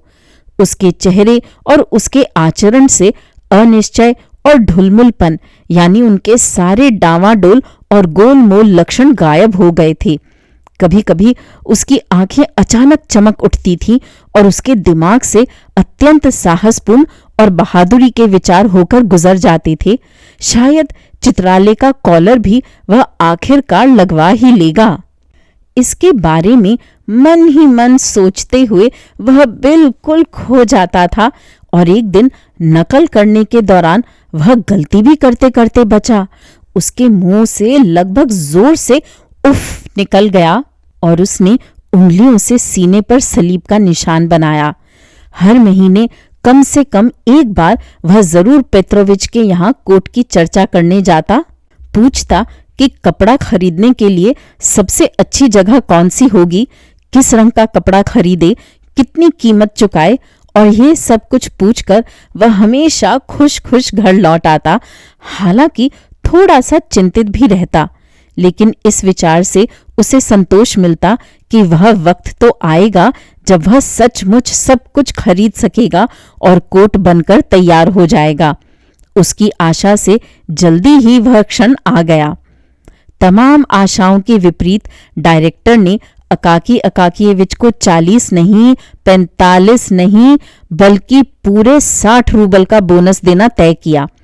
उन्हें शायद इस बात का पूर्वाभास हो गया था कि अकाकी अकाकियेविच को कोट की सख्त जरूरत है, या शायद यह केवल संयोग की बात रही हो। लेकिन नतीजा ये हुआ कि अकाकी अकाकियेविच को 20 रूबल ज्यादा मिल गए। घटनाक्रम में अचानक ही मोड़ आ जाने से पूरे सिलसिले की रफ्तार तेज हो गई। 2-3 महीने और भूख सहने के बाद अकाकी अकाकियेविच के पास ठीक 80 रूबल की रकम तैयार थी। उसका दिल, जो आमतौर पर शांत रहता था, जोर से धड़कने लगा। अगले ही दिन वह पेत्रोविच के साथ दुकानों का चक्कर लगाने निकल गया। उन्होंने कोट के लिए बहुत बढ़िया कपड़ा लिया, और इसमें कोई आश्चर्य की बात भी नहीं थी, क्योंकि पिछले 6 महीनों से वे इस खरीदारी के बारे में सोचते रहे थे, और कोई महीना ऐसा नहीं बीता था जब कीमतें जानने के लिए उन्होंने दुकानों का चक्कर न लगाया हो। खुद पेत्रोविच तक ने कहा था कि उससे अच्छा कपड़ा कहीं मिल नहीं सकता था। उन लोगों ने अस्तर के लिए सूती कपड़ा पसंद किया था, लेकिन इतनी बढ़िया क्वालिटी का और इतना मजबूत कि पेत्रोविच के शब्दों में वह रेशम को भी मात करता था और देखने में ज्यादा चमकीला और ज्यादा रौबदार भी लगता था। उन्होंने चित्रालय का समूह न लगवाने का फैसला किया था, क्योंकि वह सचमुच बहुत महंगा था, लेकिन उसकी जगह उन्होंने दुकान में जो बेहतरीन बिल्ली की खाल मिल सकी थी उसको चुना था। बिल्ली की ऐसी खाल जो दूर से देखने पर आसानी से चित्रालय का समूर मालूम होती थी। पेत्रोविच ने पूरे 2 हफ्ते मेहनत करके उस कोट को तैयार किया, क्योंकि उसमें रुई भरने और निगंदे डालने का बहुत काम था, वरना तो वह बहुत जल्दी तैयार हो जाता। पेत्रोविच ने उस काम के 12 रूबल लिए थे। इससे एक भी कौपे कम में वह काम हो ही नहीं सकता था। हर चीज रेशम के धागे से छोटे छोटे टांकों की दोहरी बखिया से सिली गई थी, और बाद में पेत्रोविच ने खुद अपने दांतों से हर सीवन को दबा दबा कर तरह तरह के सजावटी बेलबूटे बनाए थे। आखिरकार जिस दिन पेत्रोविच ओवरकोट लेकर आया था, ठीक ठीक ये बताना तो मुश्किल है कि वह कौन सा दिन था, लेकिन शायद वह अकाकी अकाकियेविच की जिंदगी का सबसे यादगार दिन था। वह सुबह कोट लेकर आया था, ठीक उस समय से पहले जब अकाकी अकाकियेविच को दफ्तर जाना था। कोट के तैयार होने के लिए इससे ज्यादा अच्छा वक्त हो ही नहीं सकता था, क्योंकि कड़ाके का जाड़ा अभी शुरू ही हुआ था और इस बात का खतरा दिखाई पड़ रहा था कि सर्दी अभी और बढ़ेगी। पेट्रोविच हर अच्छे दर्जी की तरह कोट लेकर आया था। उसके चेहरे पर गंभीरता का ऐसा भाव था जैसा अकाकियेविच ने इससे पहले कभी नहीं देखा था।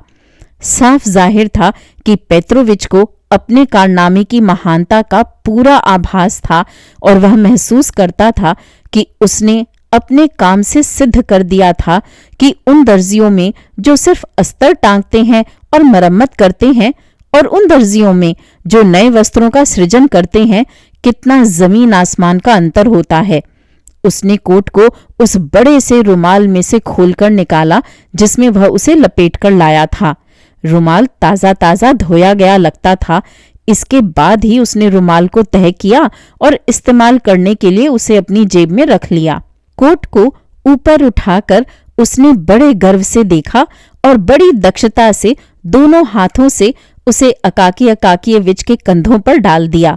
फिर उसे ठीक से सीधा किया, पीछे से उसे खींचकर बराबर किया और उसके बाद बटन लगाए बिना ही उसे अकाकियेविच के शरीर पर लपेट दिया। अधेड़ उम्र का आदमी होने की वजह से अकाकियेविच उसे ठीक से पहनने को उत्सुक था। पेट्रोविच ने बाहें आस्तीनों में डालने में उसकी मदद की और आस्तीनों में हाथ डालकर पहनने पर भी वह अच्छा था। मालूम ये हुआ कि ओवरकोट हर तरह से बिल्कुल फिट था। पेट्रोविच ने यह कहने का मौका हाथ से नहीं जाने दिया कि महज इसलिए कि वह एक छोटी सी गली में रहता था और उसकी दुकान पर कोई साइन बोर्ड नहीं था, और इसके अलावा वह अकाकियेविच को इतने दिन से जानता था, उसने उससे इतने कम पैसे लिए थे, जबकि नेव्स्की एवेन्यू पर सिर्फ सिलाई के उसे 75 रूबल देने पड़ते। अकाकियेविच इस बात के बारे में पेट्रोविच से बहस नहीं करना चाहता था, क्योंकि पेट्रोविच अपने ग्राहकों को चौंकाने के लिए जिन बड़ी बड़ी रकमों का जिक्र करता था, उनको सुनकर ही उसे डर लगता था। उसने उसका हिसाब चुकता किया, शुक्रिया अदा किया और नया ओवरकोट पहनकर दफ्तर की ओर चल दिया। पेट्रोविच भी उसके पीछे ही निकला और बड़ी देर तक सड़क पर खड़ा आंखों से दूर जाते हुए कोट को देखता रहा, और फिर जानबूझकर वह एक टेढ़ी मेढ़ी गली में से चक्कर काटकर दोबारा उसी सड़क पर कुछ आगे ऐसी जगह आ निकला जहां से वह अपने कोट को एक बार फिर देख सकता था, लेकिन इस बार एक दूसरे पहलू से, यानी सामने से।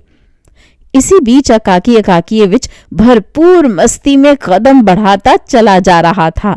हर क्षण उसे इस बात का आभास था कि उसके कंधों पर उसका नया ओवरकोट है, और एक दो बार तो वह खुशी के मारे मुंह ही मुंह में हंस भी दिया। दरअसल उस कोट में दो खूबियां थीं। एक तो वह गर्म था और दूसरे वह देखने में अच्छा लगता था। रास्ते की ओर उसने बिल्कुल ही ध्यान नहीं दिया और अचानक उसने देखा कि वह अपने दफ्तर पहुंच गया है। लॉबी में पहुंचकर उसने कोट उतारा, उसे हर तरफ से अच्छी तरह देखा और फिर दरबान की खास निगरानी में सौंप दिया। न जाने विभाग में हर आदमी को ये पता कैसे लग गया कि अकाकियेविच नया कोट पहनकर आया है और उसका पुराना लबादा अब नहीं रह गया है। उसी क्षण वे सब लोग अकाकियेविच के नए कोट को देखने भागकर लॉबी में पहुंच गए। वे उसे बधाइयां देने लगे और शुभकामनाएं प्रकट करने लगे, जिसका नतीजा ये हुआ कि शुरू में तो अकाकियेविच सिर्फ मुस्कुराता रहा और फिर वह कुछ अटपटा महसूस करने लगा। जब वे सब लोग उसके पीछे पड़ गए और उससे मांग करने लगे कि इस खुशी के मौके पर तो जश्न मनाया जाना चाहिए और उसे कम से कम उन्हें पार्टी तो देनी ही चाहिए, तो अकाकियेविच की सिट्टी गुम हो ही गई और उसकी समझ में नहीं आया कि इस झंझट से छुटकारा कैसे पाए। इसके कई मिनट बाद शर्म से लाल होते हुए वह बड़े भोलेपन से उन लोगों को यकीन दिलाने लगा कि वह नया कोट बिल्कुल नहीं था, बल्कि उसका पुराना कोट था। आखिरकार एक अफसर ने, जो किसी हेड क्लर्क के असिस्टेंट के ऊंचे ओहदे पर था, शायद ये जताने के लिए कि उसमें अकड़ बिल्कुल नहीं थी और वह अपने से नीचे के लोगों के साथ भी उठने बैठने को तैयार था, कहा, अच्छा, अकाकीयविच के बजाय मैं पार्टी दूंगा और मैं तुम सब लोगों को आज मेरे यहाँ चाय पीने के लिए आने का न्योता देता हूँ। इसके अलावा आज मेरा जन्मदिन भी है। अफसरों ने असिस्टेंट हेड क्लर्क को फौरन बधाई दी और बड़े उत्साह से उसके न्योते को स्वीकार कर लिया। अकाकीयविच ने न आ सकने के लिए बहाने पेश करने की कोशिश की, लेकिन सभी कहने लगे कि ऐसा करना सरासर बदतमीजी है, कि यह बड़ी शर्म की बात है, और उसे न्योता स्वीकार करना पड़ा। बाद में जब उसकी समझ में ये बात आई कि उसे अपना नया ओवरकोट पहनकर टहलने का एक और मौका मिलेगा, इस बार शाम को, तो वह खुशी से फूल उठा। ये पूरा दिन अकाकीयविच के लिए उल्लास भरे त्योहार का दिन था। वह घर लौटा तो बहुत खुश था। उसने अपना कोट उतारकर बड़ी सावधानी से हुक पर टांग दिया। एक बार फिर उसके कपड़े और अस्तर को मन ही मन सराहा और फिर दोनों की तुलना करने के लिए उसने अपना पुराना लबादा निकाला, जो बिल्कुल तार तार हो चुका था। उसे देखकर वह हंस भी पड़ा। कितना जमीन आसमान का अंतर था। और इसके बाद बड़ी देर तक खाना खाते वक्त जब भी वह अपने पुराने लबादे की दुर्दशा के बारे में सोचता था, तो मन ही मन हंस देता था। उसने बहुत खुश होकर खाना खाया और उसके बाद नकल करने का काम नहीं किया, जरा सा भी नहीं, बल्कि उसके बजाय वह अंधेरा हो जाने तक बिस्तर पर लेटा ऐंठता रहा। फिर जल्दी से उसने कपड़े बदले, अपना नया कोट पहना और सड़क पर निकल गया। जिस अफसर ने पार्टी दी थी वह कहाँ रहता था, ये तो दुर्भाग्यवश हम ठीक ठीक नहीं बता सकते। मेरी याददाश्त बुरी तरह धोखा देने लगी है और सेंट पीटर्सबर्ग की हर चीज, उसकी सारी सड़कें और इमारतें मेरे दिमाग में इतनी बुरी तरह गड़मड़ हो गई हैं कि उसमें से किसी भी चीज को सही सलामत निकाल पाना कठिन है। बस इतना पूरे यकीन के साथ कहा जा सकता है कि ये अफसर शहर के किसी बेहतर हिस्से में रहता था, यानी उसका घर अकाकीयविच के घर के कहीं आसपास भी नहीं था। शुरू में तो अकाकीयविच को कुछ सुनसान और धुंधली धुंधली रोशनी वाली सड़कों से होकर जाना पड़ा, लेकिन जैसे जैसे वह उस अफसर के फ्लैट के पास पहुंचता गया, वैसे वैसे रास्तों पर ज्यादा चहल पहल दिखाई देने लगी। वे ज्यादा आबाद दिखाई देने लगे और उन पर रोशनी भी बेहतर थी। पैदल चलने वालों की संख्या अधिकाधिक बढ़ती गई। सजीली पोशाकें पहने हुए महिलाएं और ऊद बिलाव की खाल के कॉलर वाले कोट पहने मर्द भी दिखाई देने लगे। सस्ती किस्म की किराए की उन लकड़ी की बनी हुई जंगलेदार बर्फ गाड़ियों के कोचवानों की संख्या कम होती गई, जिन पर पीतल की कीलें ठुकी होती हैं। उनकी जगह वार्निश की हुई उन चमचमाती बर्फ गाड़ियों ने ले ली थी, जिनके कोचवानों ने लाल मखमल की टोपियां पहन रखी थीं और अपने मुसाफिरों की सुविधा के लिए गाड़ियों में भालू की खाल के ओढ़ने रख छोड़े थे, और सज धज वाली घोड़ा गाड़ियां भी, जिनके पहिए बर्फ पर चर चर की आवाज कर रहे थे, सड़क पर आ जा रही थीं। अकाकीयविच विस्मय से इन सब चीजों को देखता रहा। बरसों से वह शाम को सड़क पर नहीं निकला था। वह रुककर एक दुकान की जगमगाती हुई खिड़की में लगी तस्वीर को बड़ी दिलचस्पी के साथ देखने लगा, जिसमें एक खूबसूरत औरत को जूता उतारते हुए दिखाया गया था, और ऐसा करने में उसकी बेहद सुडौल टांग पूरी की पूरी नंगी हो गई थी। उसके पीछे गलमुच्छों और निचले होंठ के नीचे छोटी सी नुकीली सुंदर दाढ़ी वाला एक आदमी दूसरे कमरे के दरवाजे में से झांक कर उसे देख रहा था। अकाकीयविच सिर हिलाकर मन ही मन हंस दिया और अपने रास्ते पर आगे चल पड़ा। वह मन ही मन क्यों हंसा था? शायद इसलिए कि उसने एक बिल्कुल ही अपरिचित चीज देखी थी, लेकिन जो ऐसी चीज थी जिसे हर आदमी अपने सहज ज्ञान से अनुभव करता है। या शायद वह ये सोच रहा हो, जैसा कि उसकी जगह बहुत से दूसरे अफसर सोचते, अरे ये फ्रांसीसी, बस कुछ पूछिए नहीं। अगर कोई बात उनके मन में एक तरह से तो वे यकीनन एक तरह से। लेकिन दूसरी ओर ये भी हो सकता है कि उसने ये न सोचा हो। हम तो किसी आदमी के दिमाग में झांक कर देख नहीं सकते और ये पता नहीं लगा सकते कि वह क्या सोच रहा है। आखिरकार वह उस मकान तक पहुंच गया जिसमें वह असिस्टेंट हेड क्लर्क रहता था। असिस्टेंट हेड क्लर्क बड़े ठाठ से रहता था। उसका फ्लैट दूसरी मंजिल पर था। उस तक जाने वाली सीढ़ियों पर लैंप जल रहा था। हॉल में घुसने पर अकाकीयविच को फर्श पर जूतों के ऊपर पहनने के रबड़ के जूतों की कई कतारें दिखाई दी। उनके बीच कमरे के बीचों बीच एक समोवार रखा था जिसकी आवाज सुनाई दे रही थी और जिसमें से भाप के बादल निकल रहे थे। दीवारों पर बहुत से ओवरकोट टंगे हुए थे जिनमें से कुछ पर ऊद बिलाव की खाल के कॉलर भी लगे हुए थे या कॉलर के पल्लों पर मखमल मड़ा हुआ था। दीवार के पार उसे आवाजों का एक मिला जुला शोर सुनाई दे रहा था जो जब दरवाजा खुला और एक नौकर खाली प्यालियों, क्रीम के जग और बिस्कुटों की टोकरी से लदी हुई ट्रे लेकर बाहर निकला, बिल्कुल साफ और तेज सुनाई देने लगा। साफ जाहिर था कि ये अफसर वहां काफी देर से जमा थे और चाय की पहली प्याली पी चुके थे।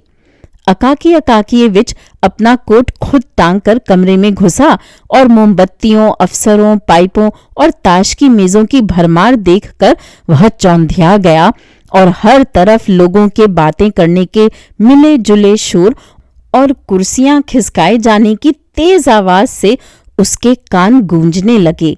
वह कमरे के बीच में सिट पिटाया हुआ खड़ा था और चारों ओर नजरें डालकर ये फैसला करने की कोशिश कर रहा था कि उसे क्या करना चाहिए। लेकिन लोगों ने उसे देख लिया था। एक हुल्लड़ के साथ उन्होंने उसका स्वागत किया और उसी क्षण उसके नए कोट को एक बार फिर देखने के लिए वे ड्योढ़ी में टूट पड़े।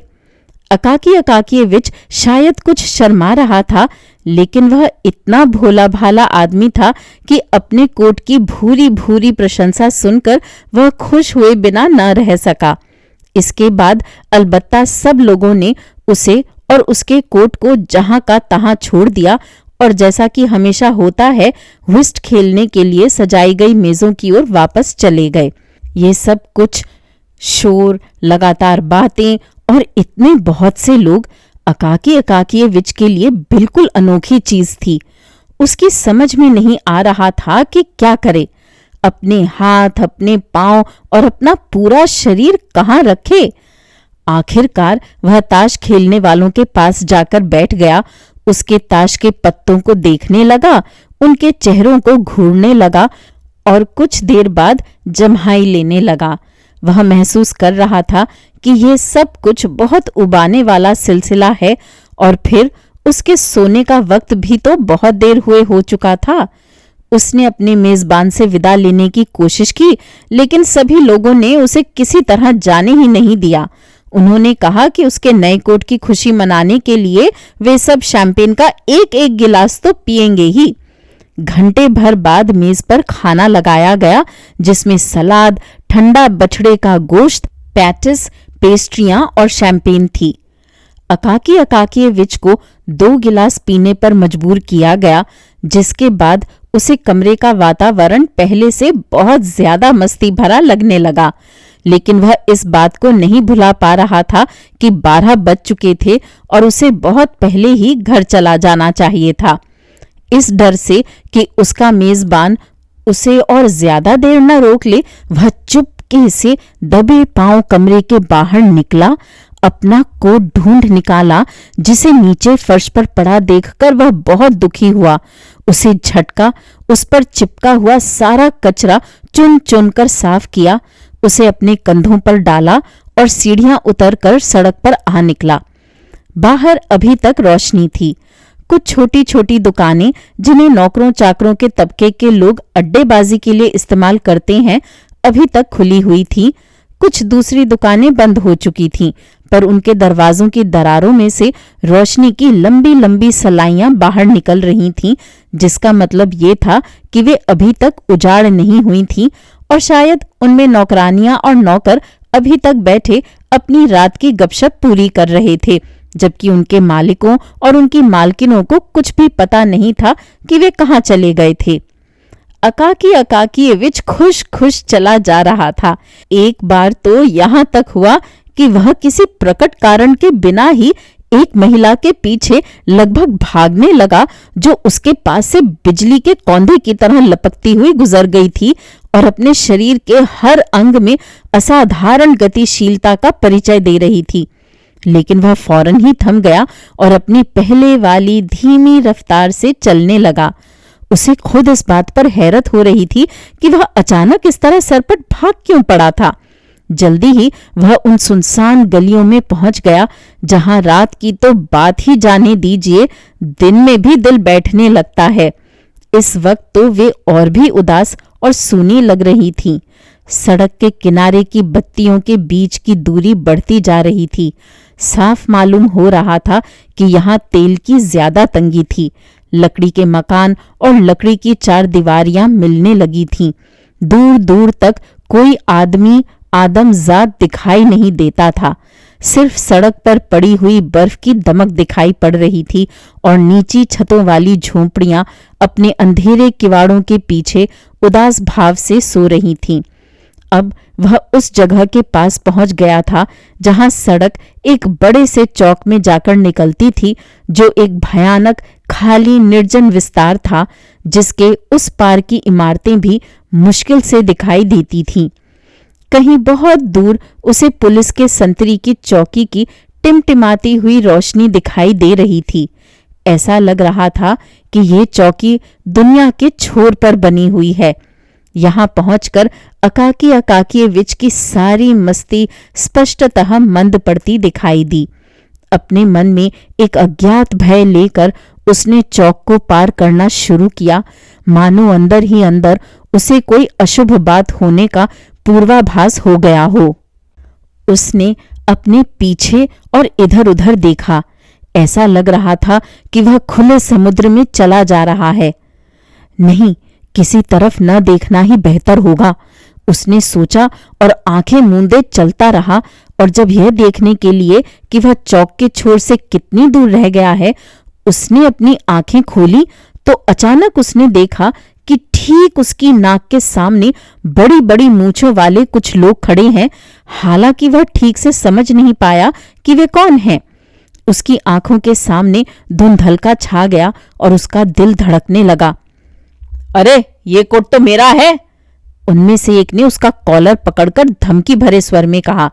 अकाकी अकाकियेविच मदद के लिए किसी को पुकारने ही जा रहा था कि दूसरे आदमी ने अपना घूंसा, जो किसी भी सरकारी नौकर की खोपड़ी के बराबर था, उसके मुंह की ओर बढ़ाया और बोला, चिल्लाकर तो देख। अकाकी अकाकियेविच ने सिर्फ ये महसूस किया कि उन लोगों ने उसका कोट उतार लिया, फिर किसी ने उसको ठोकर मारी और वह पीठ के बल बर्फ पर गिर पड़ा। उसके बाद उसने कुछ भी महसूस नहीं किया। कुछ मिनट बाद उसे होश आया और वह उठकर अपने पांव पर खड़ा हो गया, लेकिन तब वहां कोई भी दिखाई नहीं दे रहा था।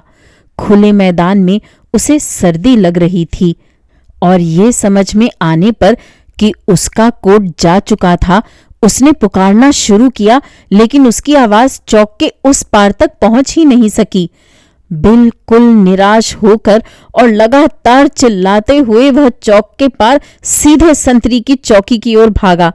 संतरी अपने फरसे पर झुका हुआ चौकी से सटा खड़ा था और लगता था कि वह बड़े कौतूहल से देख रहा था, इस बात में दिलचस्पी लेते हुए कि क्यों कोई आदमी दूर से उसकी ओर भागा चला आ रहा है और चिल्ला चिल्लाकर आवाज दे रहा है। उसके पास पहुंचकर अकाकी अकाकियेविच ने हांफते हुए उस पर चिल्लाना शुरू किया कि वह अपनी ड्यूटी पर चैन से सो रहा था और उसकी आंखों के सामने लोगों को लूटा जा रहा था। सिपाही ने जवाब दिया कि उसने कुछ भी नहीं देखा था, कि उसने तो बस इतना देखा था कि दो आदमियों ने चौक में उसे रोका था और उसने समझा था कि वे उसके दोस्त होंगे और उसने ये भी कहा कि बेकार गला फाड़ने और गाली देने में अपना वक्त खराब करने के बजाय उसे अगले दिन जाकर सार्जेंट से मिलना चाहिए और सार्जेंट पता लगा देगा कि उसे किसने लूटा था। अकाकी अकाकियेविच अस्त व्यस्त हालत में भागा भागा अपने घर पहुंचा। उसके बाल, जिनके कुछ छोटे छोटे गुच्छे अभी तक उसकी कनपटियों पर और उसकी गुद्दी पर बाकी बच गए थे, बुरी तरह बिखरे हुए थे। उसके शरीर का बगल वाला हिस्सा, उसका सीना और उसका पतलून बर्फ में लिथड़े हुए थे। उसकी बुढ़िया मकान मालकिन किसी को जोर जोर से दरवाजा भड़भड़ाते सुनकर जल्दी से अपने बिस्तर से उठी और सिर्फ एक जूता पहने बड़े संकोच से रात को पहनने की कमीज को सीने पर हाथ से पकड़े दरवाजा खोलने के लिए भागी। दरवाजा खोलते ही अकाकी अकाकियेविच को इस हालत में देखकर वह चौंक कर पीछे हट गई। लेकिन सारा किस्सा सुनने के बाद उसने विस्मय से हथेली पीटते हुए कहा कि उसे सीधे इंस्पेक्टर के पास जाना चाहिए कि सार्जेंट दुनिया भर के झूठ बोलेगा, वादे करेगा और टाल मटोल करके उसको बेवकूफ बनाएगा, और सबसे अच्छा यही होगा कि वह सीधा इंस्पेक्टर के पास चला जाए कि उससे उसकी जान पहचान भी थी, क्योंकि वह फीनी लड़की आना, जो पहले उसके यहाँ खाना पकाने का काम करती थी, अब उसे इंस्पेक्टर के यहाँ आया का काम करती थी, कि वह खुद अक्सर उसी इंस्पेक्टर को अपने घर के सामने से गुजरता हुआ देखा करती थी, और ये कि वह इंस्पेक्टर हर इतवार को गिरजाघर जाता था और प्रार्थना करता था और बहुत प्रसन्नता से चारों ओर देखता था, और इसलिए वह बहुत नेक आदमी होगा। ये सलाह सुनकर अकाकी अकाकियेविच बहुत निराश होकर अपने कमरे में चला गया, और जहां तक इस बात का सवाल है कि वहां उसने वह रात कैसे काटी, तो इसे हम उस पाठक की कल्पना पर छोड़े देते हैं जो अपने आप को किसी दूसरे की स्थिति में रखकर सोच सकता है। अगले दिन बहुत सवेरे वह इंस्पेक्टर से मिलने के लिए चल पड़ा, लेकिन वहां पहुंचकर उसे बताया गया कि इंस्पेक्टर साहब अभी सो रहे हैं। वह 10 बजे फिर लौटकर आया और एक बार फिर उसे बताया गया कि वह अभी तक सो रहे हैं। वह 11 बजे आया तो उसे बताया गया कि इंस्पेक्टर साहब घर पर नहीं हैं। वह दोपहर के खाने के वक्त आया तो सामने वाले कमरे में बैठे हुए क्लर्कों ने बिना ये जाने उसे अंदर जाने देने से इनकार कर दिया कि उसे काम क्या था, कि वह इंस्पेक्टर साहब से क्यों मिलना चाहता था और मामला क्या था। जीवन में पहली बार अकाकी अकाकियेविच ने चरित्र की कुछ दृढ़ता का परिचय दिया और सीधे कहा कि उसे इंस्पेक्टर साहब से ही मिलना है, कि उन लोगों को उसे अंदर जाने से रोकने का कोई अधिकार नहीं है, कि वह अपने विभाग से सरकारी काम से आया है, और ये कि जब वह उनकी शिकायत कर देगा तब उनकी खबर ली जाएगी। अब आपत्ति करने की क्लर्कों की हिम्मत नहीं हुई और उनमें से एक क्लर्क इंस्पेक्टर साहब को बुला लाने के लिए चला गया। लेकिन इंस्पेक्टर की प्रतिक्रिया बेहद अजीब थी। समस्या की मुख्य बात की ओर ध्यान देने के बजाय उसने अकाकी अकाकियेविच से पूछना शुरू किया कि वह इतनी देर से घर क्यों लौट रहा था, कहीं वह किसी ऐसे वैसे घर में तो नहीं गया था, जिसका नतीजा ये हुआ कि अकाकी अकाकियेविच अपना धीरज बिल्कुल खो बैठा और ये जाने बिना ही वहां से चला आया कि ओवरकोट के मामले की जांच पड़ताल होगी भी कि नहीं। उस पूरे दिन वह जीवन में पहली बार दफ्तर से गैर हाजिर रहा। अगले दिन उतरा हुआ चेहरा लिए और अपना पुराना लबादा पहने, जो अब पहले से भी ज्यादा दयनीय लगने लगा था, वह काम पर पहुंचा। कोट लुटने का किस्सा सुनकर अफसरों को बहुत रंज हुआ। हालांकि उनमें से कुछ ऐसे भी थे जिन्हें इस मुसीबत के वक्त में भी अकाकी अकाकियेविच की हंसी उड़ाने में कोई संकोच नहीं हुआ। अफसरों ने फौरन उसके लिए चंदा जमा करने का फैसला किया, लेकिन बहुत ही छोटी सी रकम जमा हो सकी, क्योंकि विभाग के कर्मचारी पहले ही चंदों में बहुत सी रकम दे चुके थे। पहले तो डायरेक्टर की एक तस्वीर के लिए, फिर किसी नई किताब के लिए, जिसकी सिफारिश उनके सेक्शन के बड़े अफसर ने की थी, क्योंकि वह उस किताब के लेखक का मित्र था। नतीजा ये हुआ कि वे बहुत ही थोड़ा पैसा जुटा पाए। उनमें से एक ने दया के भाव से द्रवित होकर कम से कम एक उपयोगी सलाह देकर अकाकी अकाकीयेविच की मदद करने का फैसला किया। उसने उससे कहा कि वह पुलिस सार्जेंट के पास न जाए, क्योंकि सार्जेंट अपने ऊपर के अफसरों की वाहवाही लूटने की उत्सुकता में कोट किसी न किसी तरह बरामद भले ही कर ले, पर जब तक उसकी मिल्कियत का कानूनी सबूत न दे दिया जाए तब तक वह रहेगा थाने में ही। इसके बजाय उसे जाकर एक बड़ी हस्ती से मिलना चाहिए, और वह बड़ी हस्ती सही लोगों से संपर्क करके और सही लोगों को चिट्ठियां भेजकर मामले को सही ढर्रे पर लगा देगी। अकाकी अकाकीयेविच के लिए इस बड़ी हस्ती से मिलने के अलावा कोई चारा ही नहीं था। इस बड़ी हस्ती का ओहदा सही सही क्या था और उसमें क्या आशय निहित था, ये तो आज तक एक रहस्य है। सिर्फ यही मालूम है कि इन बड़ी हस्ती को अभी हाल ही में बड़ी हस्ती बनाया गया था, और उससे पहले उनकी हस्ती बहुत मामूली थी। हालांकि उनके पद को कुछ दूसरी उनसे भी बड़ी हस्तियों के पदों की तुलना में कोई खास महत्वपूर्ण नहीं समझा जाता था। लेकिन जिन आदमियों को कुछ लोग बड़ी हस्ती नहीं मानते हैं, वे ही दूसरे कुछ लोगों के लिए बड़े महत्व के हो सकते हैं। इसके अलावा वही बड़ी हस्ती अपने महत्व को हर तरह से बढ़ाने की भी कोशिश करते थे। जैसे उन्होंने ये आदेश दे रखा था कि जब वह काम पर आया करें तो उनके नीचे काम करने वाले अफसर उन्हें सीढ़ियों पर मिला करें, कि कोई भी सीधे उनसे मिलने की जुर्रत न करे, बल्कि इस क्रम का सख्ती से पालन किया जाए। कॉलेजिएट रजिस्ट्रार अपनी रिपोर्ट गुबेर्निया सेक्रेटरी के सामने पेश किया करे। गुबेर्निया सेक्रेटरी अपनी रिपोर्ट टाइटुलर काउंसिलर को या जो कोई भी उससे अगला ऊंचा अफसर हो उसको पेश किया करे, और इस तरह मामला आखिरकार उनके पास तक पहुंच जाएगा। क्योंकि पवित्र रूस की यही दुर्दशा हो गई है। नकल का बोलबाला है और हर आदमी अपने से ऊपर वाले आदमी की नकल करने की कोशिश करता है। किसी टाइटुलर काउंसिलर का तो ये किस्सा भी सुनाया जाता है कि जब किसी छोटे मोटे विभाग का जिम्मा उसे सौंपा गया तो उसने फौरन आड़ लगवाकर अपने लिए अलग एक कमरा बनवा लिया। उसे हेड ऑफिस कहने लगा और उसके दरवाजे पर लाल कॉलर और सुनहरा गोटा लगी वर्दियों वाले चपरासी तैनात कर दिए, जो किसी भी मिलने वाले के आने पर दरवाजा खोलते थे। हालांकि हेड ऑफिस मुश्किल से इतना बड़ा था कि उसमें बस एक मामूली मेज ही आ सकती थी। तो उन बड़ी हस्ती की आदतें और तौर तरीके मुनासिब हद तक शानदार और रौबदार थे, लेकिन उनमें किसी तरह की कोई पेचीदगी नहीं थी। उनकी आधारशिला थी सख्ती। वह कहा करते थे, सख्ती, सख्ती और सख्ती, और अंतिम शब्द का उच्चारण करते समय वह सुनने वाले के चेहरे को बड़े अर्थपूर्ण ढंग से देखते थे। हालांकि दरअसल ऐसा करने की कोई वजह नहीं थी, क्योंकि उस दफ्तर में जो दर्जन भर अफसर थे वो यूं भी हमेशा डरे सहमे रहते थे।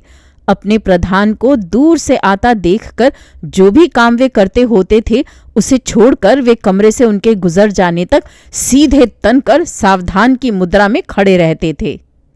अधीनस्थ कर्मचारियों के साथ उनकी बातचीत की विशेषता थी सख्ती, और उसमें वह प्रायः केवल 3 फिक्रे बोलते थे। तुम्हारी ये मजाल, मालूम है किससे बात कर रहे हो, जानते हो तुम्हारे सामने कौन खड़ा है। लेकिन इन तमाम बातों के बावजूद वह दिल के बहुत नेक, मिलनसार और परोपकारी आदमी थे। लेकिन तरक्की मिलने के बाद उनका दिमाग बिल्कुल फिर गया था। जनरल का दर्जा पाने के बाद वह बिल्कुल बौखला गए थे, और अब उनकी समझ में नहीं आता था कि किस तरह का आचरण अपनाएं। जब वह अपने बराबर वालों के साथ होते थे तब वह बहुत भले आदमी रहते थे, शिष्ट और कई मामलों में काफी समझदार होने का भी परिचय देते थे। लेकिन जैसे ही वह अपने आप को ऐसी जगह पाते थे जहां एक भी आदमी उनसे एक दर्जा नीचे हो, तो उनका व्यवहार बिल्कुल घटिया होता था। वह बिल्कुल चुप्पी साध लेते थे, और उनकी हालत इसलिए और भी दयनीय हो जाती थी कि स्पष्टतः उन्हें स्वयं भी इस बात का आभास रहता था कि वह अपना समय अधिक दिलचस्प तरीके से बिता सकते थे। कभी कभी उनकी आंखों से ये प्रबल इच्छा व्यक्त होती थी कि वह किसी दिलचस्प बातचीत में हिस्सा लें या किसी दिलचस्प सोहबत में शरीक हों, लेकिन ये विचार उन्हें रोक देता था, कहीं ये उनकी प्रतिष्ठा से निम्न स्तर की बात तो नहीं होगी, कहीं ये जरूरत से ज्यादा बेतकल्लुफी तो नहीं होगी और उनके महत्व को घटाएगी तो नहीं। इस तरह के सोच विचार के बाद वह हमेशा अपनी चुप्पी पर कायम रहते थे और बीच बीच में बस कभी हाँ हूँ कर देते थे। इस तरह उन्होंने बहुत ही नीरस आदमी होने की ख्याति प्राप्त कर ली थी। तो ऐसे थे वह बड़ी हस्ती जिनके पास हमारे बेचारे अकाकी अकाकीयेविच को जाना पड़ा और उसने इसके लिए बहुत ही अनुचित समय चुना, ऐसा समय जो अकाकी अकाकीयेविच के लिए अत्यंत दुर्भाग्यपूर्ण और उन बड़ी हस्ती के लिए बहुत ही सौभाग्यपूर्ण था। वह बड़ी हस्ती अपने कमरे में बैठे हुए थे और बहुत प्रसन्नचित होकर अपने एक पुराने मिलने वाले और बचपन के दोस्त के साथ बातें कर रहे थे, जो हाल ही में आया था और जिससे बरसों से उनकी मुलाकात नहीं हुई थी। जिस समय वह इस तरह व्यस्त थे, उन्हें सूचना दी गई कि बशमाचकिन नामक एक आदमी उनसे मिलने आया है। उन्होंने बड़ी रुखाई से पूछा, कौन है वह? और उन्हें जवाब मिला, कोई अफसर है। तब उसे इंतजार करने दो, मेरे पास अभी वक्त नहीं है। बड़ी हस्ती बोले। यहाँ हम ये बता दें कि बड़ी हस्ती की ये बात सरासर झूठ थी। उनके पास ढेरों वक्त था। वह और उनका दोस्त बहुत देर हुए अपनी दिलचस्पी के सारे विषयों पर बातें कर चुके थे और उनकी बातचीत का स्तर गिरते गिरते लंबी चुप्पियों तक सीमित रह गया था, जिनके बीच बीच में वे एक दूसरे की जांघ पर धप्प मारकर कह उठते थे, ये हाल है इवान अब्रामोविच। हाल तो यही है स्तेपान वर्लामोविच। लेकिन उल्टे उन्होंने उस अफसर को इंतजार कराने का हुक्म दे दिया ताकि उनके दोस्त को, जो एक ऐसा आदमी था जो बहुत पहले नौकरी से रिटायर होकर गांव में अपने घर पर रहने लगा था, ये पता चल जाए कि अफसरों को उनसे मिलने के लिए पास वाले छोटे कमरे में कितनी देर इंतजार करना पड़ता है। आखिरकार जब वे जी भर कर बातें कर चुके और उससे भी ज्यादा उनका जी लंबी चुप्पियों से भर गया और वे तिरछी पीठ वाली बेहद आरामदेह कुर्सियों पर बैठकर अपने सिगार पी चुके, तो उन्हें मानो अचानक कुछ याद आ गया और उन्होंने अपने सेक्रेटरी से कहा, जो कोई रिपोर्ट लेने के लिए दरवाजे के अंदर आकर रुक गया था, बाहर कोई अफसर इंतजार कर रहा है ना, उससे अंदर आने को कह दो। अकाकी अकाकीयेविच की निराशा में डूबी हुई मुद्रा और उसकी पुरानी वर्दी देखकर वह तेजी से उसकी ओर मुड़े और उन्होंने झटकेदार कठोर स्वर में पूछा, क्या बात है? उन्होंने तरक्की मिलने और अपने वर्तमान पद पर नियुक्त होने के एक हफ्ते पहले से कमरा बंद करके आईने के सामने अकेले खड़े होकर इस लहजे का अभ्यास किया था। अकाकी अकाकीयेविच, जो पहले से ही काफी रोब खा रहा था, यह सुनकर अपना संतुलन कुछ हद तक खो बैठा और जहां तक उसके अल्पभाषी स्वभाव ने इजाजत दी, उसने बीच बीच में हमेशा से ज्यादा बार एक तरह से का पुट देकर समझाया कि उसके पास बिल्कुल नया एक ओवरकोट था और उसे बड़ी बर्बरता से लूट लिया गया था और अब वह महामहिम की शरण में आया था कि वह उसकी पैरवी करके पुलिस के चीफ इंस्पेक्टर साहब से या किसी और से एक तरह से संपर्क स्थापित करने और उसका खोया हुआ कोट दिलाने में मदद करें। किसी अज्ञात कारण से जनरल साहब को अकाकी अकाकीयेविच का आचरण ढिठाई का लगा। क्या है भले आदमी? वह उसी कठोर स्वर में कहते रहे, तुम्हें कायदा कानून कुछ मालूम नहीं? जानते हो तुम कहाँ हो या इस तरह के मामलात को पेश करने का सही तरीका क्या है? तुम्हें पहले इसके बारे में इस दफ्तर में अर्जी देनी चाहिए थी। वह हेड क्लर्क को भेजी जाती, फिर विभाग के प्रधान को, और फिर वह सेक्रेटरी के हवाले की जाती और सेक्रेटरी उसे खुद मेरे पास लेकर आता। लेकिन महामहिम, अकाकी अकाकीयेविच ने अपने बचे खुचे साहस के सारे साधन जुटाने की कोशिश करते हुए और साथ ही बुरी तरह पसीने में नहाकर कहा, मैंने महामहिम आपको तकलीफ देने की जुर्रत इसलिए की है कि बात यह है, सेक्रेटरियों पर एक तरह से भरोसा नहीं किया जा सकता। क्या कहा? वह बड़ी हस्ती बोले, इस तरह के रवैये तुम्हारे मन में कहां से पैदा हुए हैं? इस तरह के ख्याल तुम्हारे दिमाग में आए कहां से? नौजवान पीढ़ी के लोगों का क्या हाल हो गया है कि अपने हाकिमों और बड़ों के खिलाफ ऐसे बागियाना रुख अपनाते हैं। उस बड़ी हस्ती ने जाहिर है इस बात की ओर ध्यान नहीं दिया था कि अकाकी अकाकियेविच 50 की उम्र पार कर चुका था। किसी ऐसे आदमी की अपेक्षा जो 70 की उम्र पार कर चुका हो, उसे अलबत्ता नौजवान कहा जा सकता था। मालूम है किससे बात कर रहे हो? जानते हो तुम्हारे सामने कौन खड़ा है? क्या ये बात तुम्हारी समझ में आती है? कुछ आती है समझ में? मैं तुमसे सवाल पूछ रहा हूं। यहां पहुंचकर उन्होंने जोर से अपना पांव पटका और अपनी आवाज इतनी ऊंची उठाई कि अकाकी अकाकियेविच ही नहीं, कोई भी आदमी डर जाता। अकाकी अकाकियेविच को जैसे सांप सूंघ गया। वह सिर से पांव तक कांपने लगा। उससे ठीक से खड़ा भी नहीं हुआ जा रहा था। अगर नौकरों ने उसी वक्त लपककर उसे सहारा न दिया होता तो वह फर्श पर गिर पड़ता। उसे लगभग बेहोशी की हालत में बाहर ले जाया गया। बड़ी हस्ती को इस बात की बहुत खुशी थी कि उनके शब्दों में इतना असर था, उनकी अपेक्षा से भी अधिक, और ये सोचकर उन पर नशा सा छा गया था कि उनकी बात से ही आदमी के होश उड़ सकते थे। उन्होंने अपने दोस्त की ओर कनखियों से देखा, ये जानने के लिए कि उस पर इसकी क्या प्रतिक्रिया हो रही है, और ये देखकर उन्हें बहुत संतोष हुआ कि उनके दोस्त की हालत बेहद नाजुक थी और वह खुद सहमा हुआ लगने लगा था। वह सीढ़ियों से नीचे कैसे उतरा और बाहर निकलकर सड़क पर कैसे आया, ये अकाकी अकाकियेविच कोशिश करने पर भी याद न कर सका। उसे न अपनी टांगों का पता था, न अपनी बाहों का। किसी दूसरे विभाग के जनरल की बात तो दूर रही, अपनी पूरी जिंदगी में उसने किसी भी जनरल से कभी इतनी फटकार नहीं सुनी थी। मुंह खोले और सड़क की पटरी से बार बार हटते हुए वह बर्फ के तूफान को चीरता हुआ, जो सड़क पर सीटियां सी बजाता हुआ उपद्रव मचा रहा था, किसी तरह आगे बढ़ता गया, जैसा कि सेंट पीटर्सबर्ग में आम तौर पर होता है। हवा सभी सड़कों और गलियों से निकलकर एक साथ चारों ओर से उस पर हमला कर रही थी।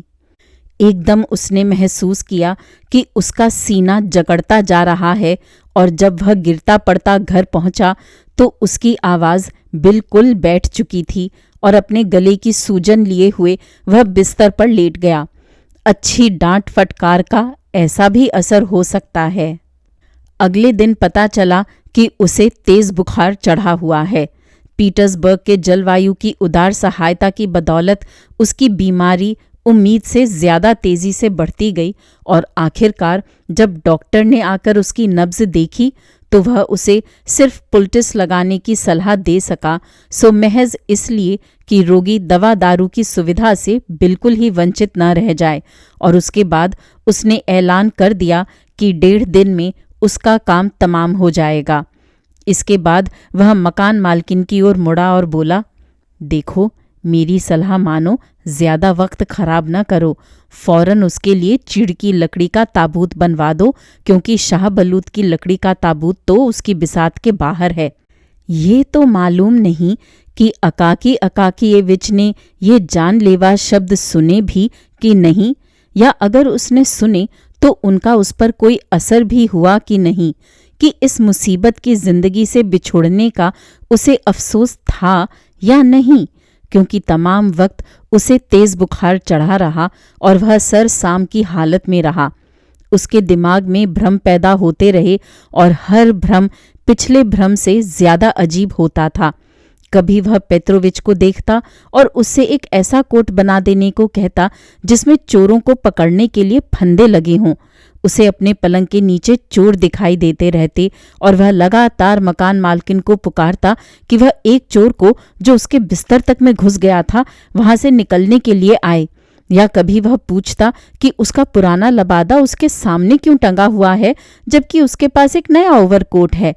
या कभी वह कल्पना करता कि वह जनरल साहब के सामने खड़ा उनकी फटकार सुन रहा है और बुदबुदाकर कह रहा है, माफ कीजिएगा महामहिम, और आखिरकार उसके मुंह से ऐसी गंदी गंदी और बेहुदा गालियों की झड़ी लग जाती कि उसकी बूढ़ी मकान मालकिन भी सीने पर सलीब का निशान बनाने लगती, क्योंकि उसने इससे पहले कभी उसे ऐसी कोई बात कहते नहीं सुना था, और वह इसलिए और भी ज्यादा दंग रह जाती कि ये शब्द महामहिम शब्द के ठीक बाद आते थे। बाद में चलकर वह ऊट पटांग बकने लगा। एक ही बात बिल्कुल साफ थी कि उसकी सारी उलझी हुई बातें और विचार उस अभागे ओवरकोट पर केंद्रित थे। आखिरकार बेचारे अकाकी अकाकियेविच ने दम तोड़ दिया। किसी ने उसके कमरे या उसकी चीज़ों को सील करने का भी कष्ट नहीं उठाया, जिसकी पहली वजह तो ये थी कि उसका कोई उत्तराधिकारी नहीं था, और दूसरे इसलिए कि वह गिनती की कुछ चीज़ें ही छोड़कर मरा था। हंस के परों का एक गट्ठा, एक दस्ता सफ़ेद दफ्तर का कागज़, 3 जोड़े मोजे, उसके पतलून में से टूटे 2-3 बटन और वह पुराना लबादा जिससे पाठक भली भांति परिचित हो चुके हैं। ये सब कुछ किसे मिला, ये तो भगवान ही जाने। और सच पूछिए तो इस कहानी कहने वाले ने इसमें कोई दिलचस्पी भी नहीं दिखाई है। अकाकी अकाकियेविच की लाश को ले जाकर कब्र में लिटा दिया गया और सेंट पीटर्सबर्ग की जिंदगी उसके बिना उसी तरह चलती रही जैसे उसका कभी अस्तित्व ही न रहा हो। उस जीव का कोई नाम निशान भी बाकी न रहा, जिसकी रक्षा करने वाला कोई नहीं था, जिसमें किसी को कोई दिलचस्पी नहीं थी, यहाँ तक कि वह किसी ऐसे प्रकृति विज्ञानी का भी ध्यान आकर्षित नहीं कर पाया था जो बड़ी उत्सुकता से इस अवसर की ताक में रहता है कि पिन पर मामूली मक्खी को लगाकर माइक्रोस्कोप से उसका अध्ययन करें। वह जीव जिसने बड़ी विनम्रता से अपने साथ काम करने वाले क्लर्कों के उपहास को सहन किया था और जो किसी भी उपलब्धि का श्रेय प्राप्त किए बिना अपनी कब्र में चला गया था, लेकिन जिसका अभागा जीवन अंतिम समय से कुछ ही पहले नए ओवरकोट के रूप में एक प्रदीप्त अभ्यागन की बदौलत एक संक्षिप्त क्षण के लिए आलोकित हो उठा था, लेकिन जो उसके बाद ही प्रभुओं और महाप्रभुओं के जीवन की तरह दुर्भाग्य के एक असह्य आघात से नष्ट हो गया था। उसके मरने के कुछ दिन बाद उसके विभाग के चौकीदार को उसके फ्लैट पर भेजा गया कि यह आदेश उस तक पहुंचा दे कि वह फौरन काम पर चला आए। यही डायरेक्टर का हुक्म था, लेकिन चौकीदार को मजबूर होकर उसके बिना ही लौट आना पड़ा और उसने ये सूचना दी कि अब वह कभी काम पर नहीं आएगा। और जब उससे पूछा गया कि क्यों नहीं आएगा, तो उसने जवाब दिया, देखिए बात यह है कि वह मर चुका है और 3 दिन पहले उसे दफना भी दिया गया है। इस तरह उसके विभाग के लोगों को अकाकी अकाकियेविच के मरने का पता चला और अगले ही दिन उसकी जगह एक दूसरे क्लर्क को बिठा दिया गया जो उससे कहीं अधिक लंबा था और जो अपने पत्र एक ओर को झुके हुए अक्षरों वाली लिखाई में नकल करता था। लेकिन कौन सोच सकता था कि यह अकाकी अकाकियेविच की कहानी का अंत नहीं था। उसके भाग्य में अपनी मृत्यु के बाद भी कुछ सनसनीखेज दिनों तक जिंदा रहना लिखा था, मानो यह उसके नीरस जीवन का हर्जाना हो। पर ऐसा हुआ और हमारी ये सपाट कहानी बहुत ही अप्रत्याशित और कल्पनातीत ढंग से समाप्त हुई। सेंट पीटर्सबर्ग में अचानक हर तरफ ये अफवाहें फैलने लगीं कि कालिनकिन पुल के पास और उससे बहुत दूर परे तक रात को एक भूत दिखाई देता है। यह भूत एक अफसर के भेष में होता है जो किसी चोरी चले गए ओवरकोट को खोजता रहता है और ओहदे और रुतबे की कोई परवाह किए बिना अपना कोट वापस लेने के बहाने हर आदमी के कंधों पर से कोट उतार लेता है। बिल्ली की खाल और ऊद बिलाव की खाल के अस्तर लगे हुए कोट, रुई भरे कोट, वाह लोमड़ी और रीछ की खाल के कोट, मतलब ये कि हर उस तरह के समूर और खाल के कोट जो इंसान ने खुद अपनी खाल को ढकने के लिए कभी भी इस्तेमाल किए हैं। विभाग के एक अफसर ने उस भूत को खुद अपनी आंखों से देखा था और फौरन पहचान लिया था कि वह अकाकी अकाकियेविच था। लेकिन इस बात से उसके दिल में ऐसा डर समाया कि वह दुम दबाकर भागा और इसलिए उसे अच्छी तरह देख नहीं पाया। वह बस इतना ही देख सका कि वह दूर खड़ा उसकी ओर उंगली हिलाकर उसे धमका रहा था। इस तरह की शिकायतों का तांता बंध गया कि नागरिकों को टाइटुलर काउंसलरों को ही नहीं बल्कि प्रिवी काउंसलरों तक को अपनी पीठ और कंधों पर बुखार के हमले का खतरा था, क्योंकि उनके कोट रात को चुरा लिए जाते थे। पुलिस ने हुक्म जारी कर दिया कि किसी भी कीमत पर उस भूत को जिंदा या मुर्दा पकड़ लिया जाए और दूसरों को सबक सिखाने के लिए उसे कड़ी से कड़ी सजा दी जाए, और वे अपनी इस हिदायत को अमल में पूरा करने में लगभग कामयाब भी हो गए थे। किर्यूश्किन गली में गश्त करने वाले एक संतरी ने अपराध के घटनास्थल पर ही इस मुर्दे का कॉलर उस वक्त दबोच भी लिया था जब वह किसी बूढ़े रिटायर्ड संगीतज्ञ की पीठ पर से, जो किसी जमाने में बांसुरी बजाया करता था, उसका कोट जबरदस्ती उतारे ले रहा था। उसका कॉलर पकड़कर उसने अपने 2 साथियों को चिल्लाकर बुला लिया था और उन्हें उस भूत को पकड़े रहने की हिदायत देकर उसने खुद जल्दी से अपने बूट में से नस्वार की डिबिया निकाली थी कि अपनी जिंदगी में 6 बार पाला मारी हुई नाक में फिर से जान फूंक दे। लेकिन नस्वार ऐसी थी कि मुर्दा भी उसे नहीं बर्दाश्त कर सकता था। संतरी ने उंगली से अपना दाहिना नथुना दबाकर दूसरे नथुने में नस्वार की एक भरपूर चुटकी अभी चढ़ाई ही थी कि मुर्दे ने उन तीनों के मुंह पर ऐसे जोर की छींक मारी कि उनकी आंखों के आगे धुंध छा गई।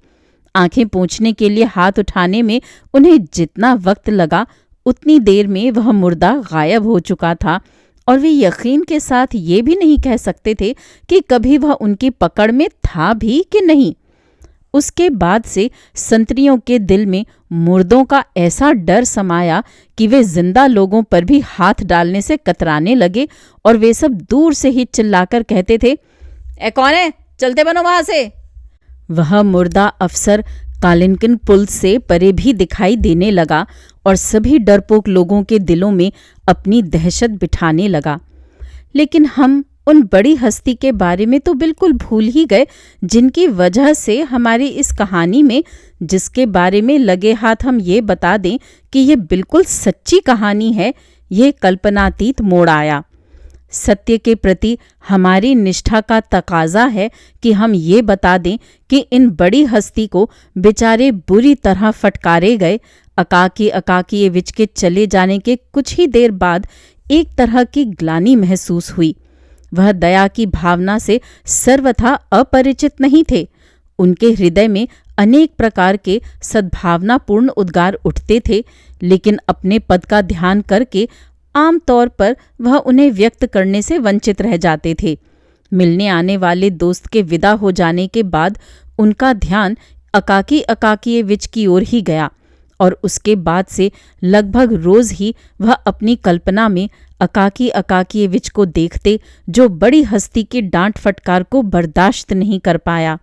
उससे संबंध रखने वाले विचारों ने उन्हें इतना बेचैन कर दिया कि हफ्ते भर बाद उन्होंने एक अफसर को अकाकी विच के पास ये मालूम करने के लिए भेजने का फैसला किया कि वह कैसा था और उसकी मदद करने के लिए कुछ किया भी जा सकता था कि नहीं।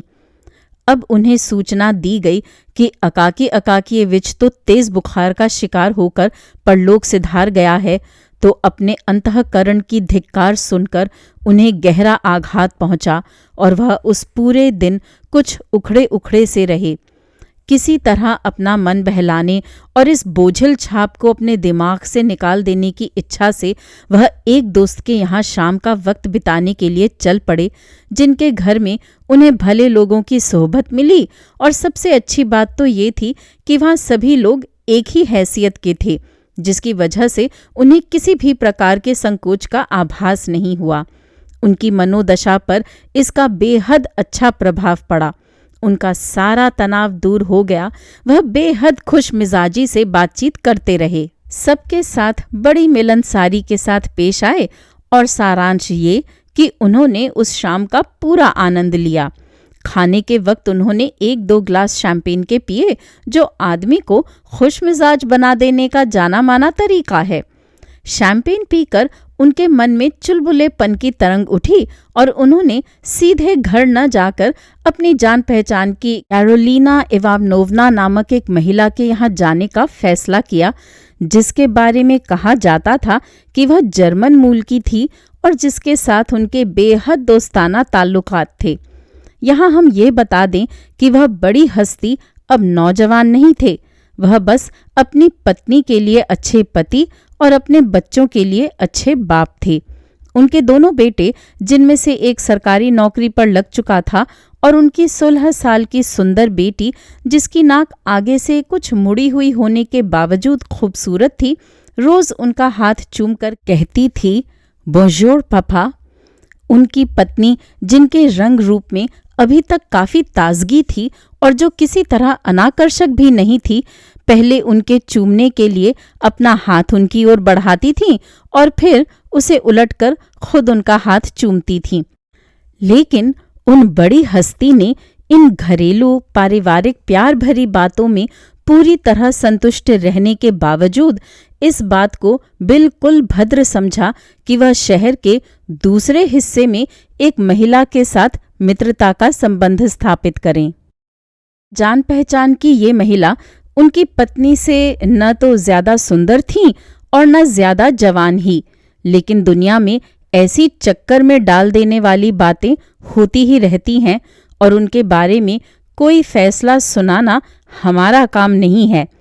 तो वह बड़ी हस्ती सीढ़ियों से नीचे उतरे, अपनी बर्फ गाड़ी में बैठे और कोचवान को आदेश दिया, कैरोलिना इवानोव्ना के यहाँ। और ये कहकर उन्होंने अपने आप को ओवरकोट की सुखद तहों में अच्छी तरह लपेट लिया और उस मनोदशा में पहुंच गए जिसके लिए रूसी आदमी इतना लालायित रहता है, जब उसे स्वयं कुछ नहीं सोचना पड़ता, बल्कि एक दूसरे से सुखद विचार अनायास ही उसके दिमाग में आते रहते हैं और उनकी खोज करने तथा उनका पीछा करने की कोई जरूरत नहीं पड़ती। संतोष की भावना से ओतप्रोत वह पार्टी के सभी रोचक क्षणों के बारे में, उन सभी चुटकुलों के बारे में सोचने लगे जिन पर उस छोटी सी मंडली में कह कहे पड़े थे। उनमें से कुछ चुटकुले तो उन्होंने दबी जबान से अपने आप को सुनाने के लिए दोहराए भी, और उन्हें ये पता लगा कि वे पहले जितने ही मजेदार थे, और इसलिए आश्चर्य की कोई बात नहीं कि वह खुद कई बार जोर से हंस भी पड़े। लेकिन कभी कभी भगवान जाने कहाँ से और किस लिए हवा का कोई तेज झोंका आकर बीच बीच में उनके चेहरे पर चाबुक की तरह लगता था। उस पर बर्फ की कंकड़ियों की चुटीली बौछार करता था, उनके कोट के कॉलर को किरमिच के बादबान की तरह फड़फड़ा देता था, या अचानक उनके कोट की कंधों को ढकने वाली दोहरी परत को इतने अस्वाभाविक वेग से उड़ाकर उनके सिर पर ला पटकता था कि उनको उससे बाहर निकलने में बेहद परेशानी होती थी और उनका सारा मजा किरकिरा हो जाता था। अचानक बड़ी हस्ती ने महसूस किया कि किसी ने मजबूती से उनका कॉलर दबोच लिया है। पीछे मुड़ने पर उन्हें फटी पुरानी वर्दी पहने एक छोटा सा आदमी दिखाई दिया और अकाकी अकाकीएविच को पहचानकर उनका दिल दहल उठा। उस अफसर का चेहरा बिल्कुल बर्फ की तरह सफेद था और वह देखने में बिल्कुल लाश जैसा लग रहा था। लेकिन ये देखकर बड़ी हस्ती की दहशत का कोई ठिकाना न रहा कि उस मुर्दा आदमी का मुंह विकृत हो गया और उसने अपनी सांस के साथ कब्र का भयानक आभास देते हुए ये शब्द कहे, आहा, तो तुम हाथ आ ही गए। आखिरकार एक तरह से तुम्हारी गर्दन मेरे पंजे में आ ही गई। मुझे तुम्हारे ही ओवरकोट की तो तलाश थी।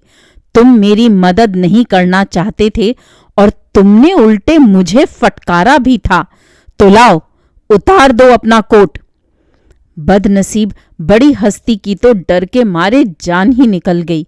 दफ्तर में और आमतौर पर अपने से नीचे दर्जे के लोगों के साथ अपने बर्ताव की सख्ती के बावजूद और अपने तमाम मर्दाना डील डॉल और सूरत शक्ल के बावजूद जिन्हें देखकर लोग कह उठा करते थे, सचमुच क्या आन बान का पक्का आदमी है। इस वक्त बहादुरों जैसी सूरत शक्ल के बहुत से दूसरे लोगों की तरह वह ऐसी दहशत महसूस करने लगे कि उन्हें डर लगा कि कहीं उन्हें कोई दौरा न पड़ जाए। उन्होंने जितनी जल्दी हो सका अपना कोट उतार दिया और कोचवान से अस्वाभाविक स्वर में चिल्लाकर कहा, गाड़ी घर की तरफ मोड़ लो, जल्दी करो। कोचवान ने उनकी वह आवाज सुनकर, जो आमतौर पर निर्णय के क्षणों में इस्तेमाल की जाती है और जिसके साथ आमतौर पर कोई इससे भी ज्यादा जोरदार बात जुड़ी होती है, बड़ी सावधानी बरतते हुए अपना सिर कंधों के बीच दुबका लिया, चाबुक फटकारी और वे इस तरह सरपट आगे बढ़ चले जैसे कमान से कोई तीर छोड़ दिया गया हो। लगभग 6 मिनट में वह बड़ी हस्ती अपने घर के फाटक पर पहुंच चुके थे। कैरोलिना इवानोव्ना के यहाँ जाने की योजना त्याग कर उतरा हुआ चेहरा और दिल में गहरी दहशत का आघात लिए वह कोट के बिना ही अपनी बर्फ गाड़ी पर घर पहुंचे थे। किसी तरह लड़खड़ाते हुए वह अपने कमरे में घुसे और सारी रात उन्होंने ऐसी बेचैनी में काटी कि अगले दिन सवेरे उनकी बेटी ने उनसे साफ साफ कहा, पापा, आज आपका चेहरा बिल्कुल उतरा हुआ लग रहा है। लेकिन पापा ने अपनी जबान नहीं खोली और इसके बारे में किसी से एक शब्द भी नहीं कहा कि क्या हुआ था, वह कहाँ गए थे और कहाँ जाने की योजना बना रहे थे। इस घटना का उन पर बेहद गहरा असर पड़ा। उन्होंने अब हर मौके पर अपने से नीचे दर्जे के लोगों से ये भी कहना लगभग छोड़ दिया था, तुम्हारी ये मजाल, मालूम है किससे बात कर रहे हो। और अगर कभी वह ऐसा कहते भी थे तो पहले ये सुने बिना नहीं कि दूसरा आदमी कहना क्या चाहता है। लेकिन सबसे कमाल की बात तो ये थी कि उस दिन के बाद से उस अफसर का भूत बिल्कुल गायब हो गया। बात बिल्कुल साफ थी कि बस जनरल साहब का ओवरकोट उसके बदन पर ठीक आता था। बहरहाल इसके बाद इस तरह के किस्से सुनाई देना बंद हो गए कि किसी की पीठ पर से उसका कोट उतरवा लिया गया हो। फिर भी कई लोग ऐसे थे जो चैन से बैठ ही नहीं सकते थे और वे दावा करते रहते थे कि वह अफसर अब भी शहर के दूर दराज हिस्सों में दिखाई देता रहता था। और ये बात बिल्कुल सच है कि कोलोमना मोहल्ले के एक संतरी ने अपनी आंखों से एक भूत को किसी इमारत के पीछे से निकलते देखा था। लेकिन वह संतरी स्वभाव से ही ऐसा कमजोर आदमी था कि जब एक बार मामूली सा सुअर का बच्चा तेजी से बाहर निकलते हुए उससे टकरा गया था तो वह संतरी धड़ाम से जमीन पर गिर पड़ा था, जिस पर पास खड़े हुए गाड़ी वाले खिलखिलाकर हंस दिए थे और उनकी इस गुस्ताखी पर उसने उन सब से एक एक कोपेक जुर्माना वसूल करके उस रकम से नस्वार खरीद ली थी। इसी कमजोर संतरी को उस भूत को रोकने की हिम्मत नहीं पड़ी और इसके बजाय वह अंधेरे में उसके पीछे पीछे चलता रहा, यहाँ तक कि भूत अचानक रुका और मुड़कर बोला, क्या चाहिए तुम्हें? और ये कहकर उसकी ओर उसने इतना बड़ा मुक्का ताना जैसा आप किसी जिंदा आदमी का नहीं देखेंगे। संतरी ने जवाब दिया, कुछ नहीं, और बड़ी मुस्तैदी से उल्टे पांव वापस चला गया। लेकिन ये भूत कहीं ज्यादा लंबा था, उसकी मूछें बेहद बड़ी थीं और वह ओबुखोव पुल की ओर बढ़ता हुआ थोड़ी ही देर में अंधेरे में खो गया था। दोस्तों, अभी आप सुन रहे थे मशहूर लेखक निकोलाई गोगोल की बेहद मशहूर कहानी ओवरकोट। उम्मीद है ये कहानियाँ आपको पसंद आ रही होंगी। मेरे चैनल पर आने के लिए और इन कहानियों को सुनने के लिए धन्यवाद।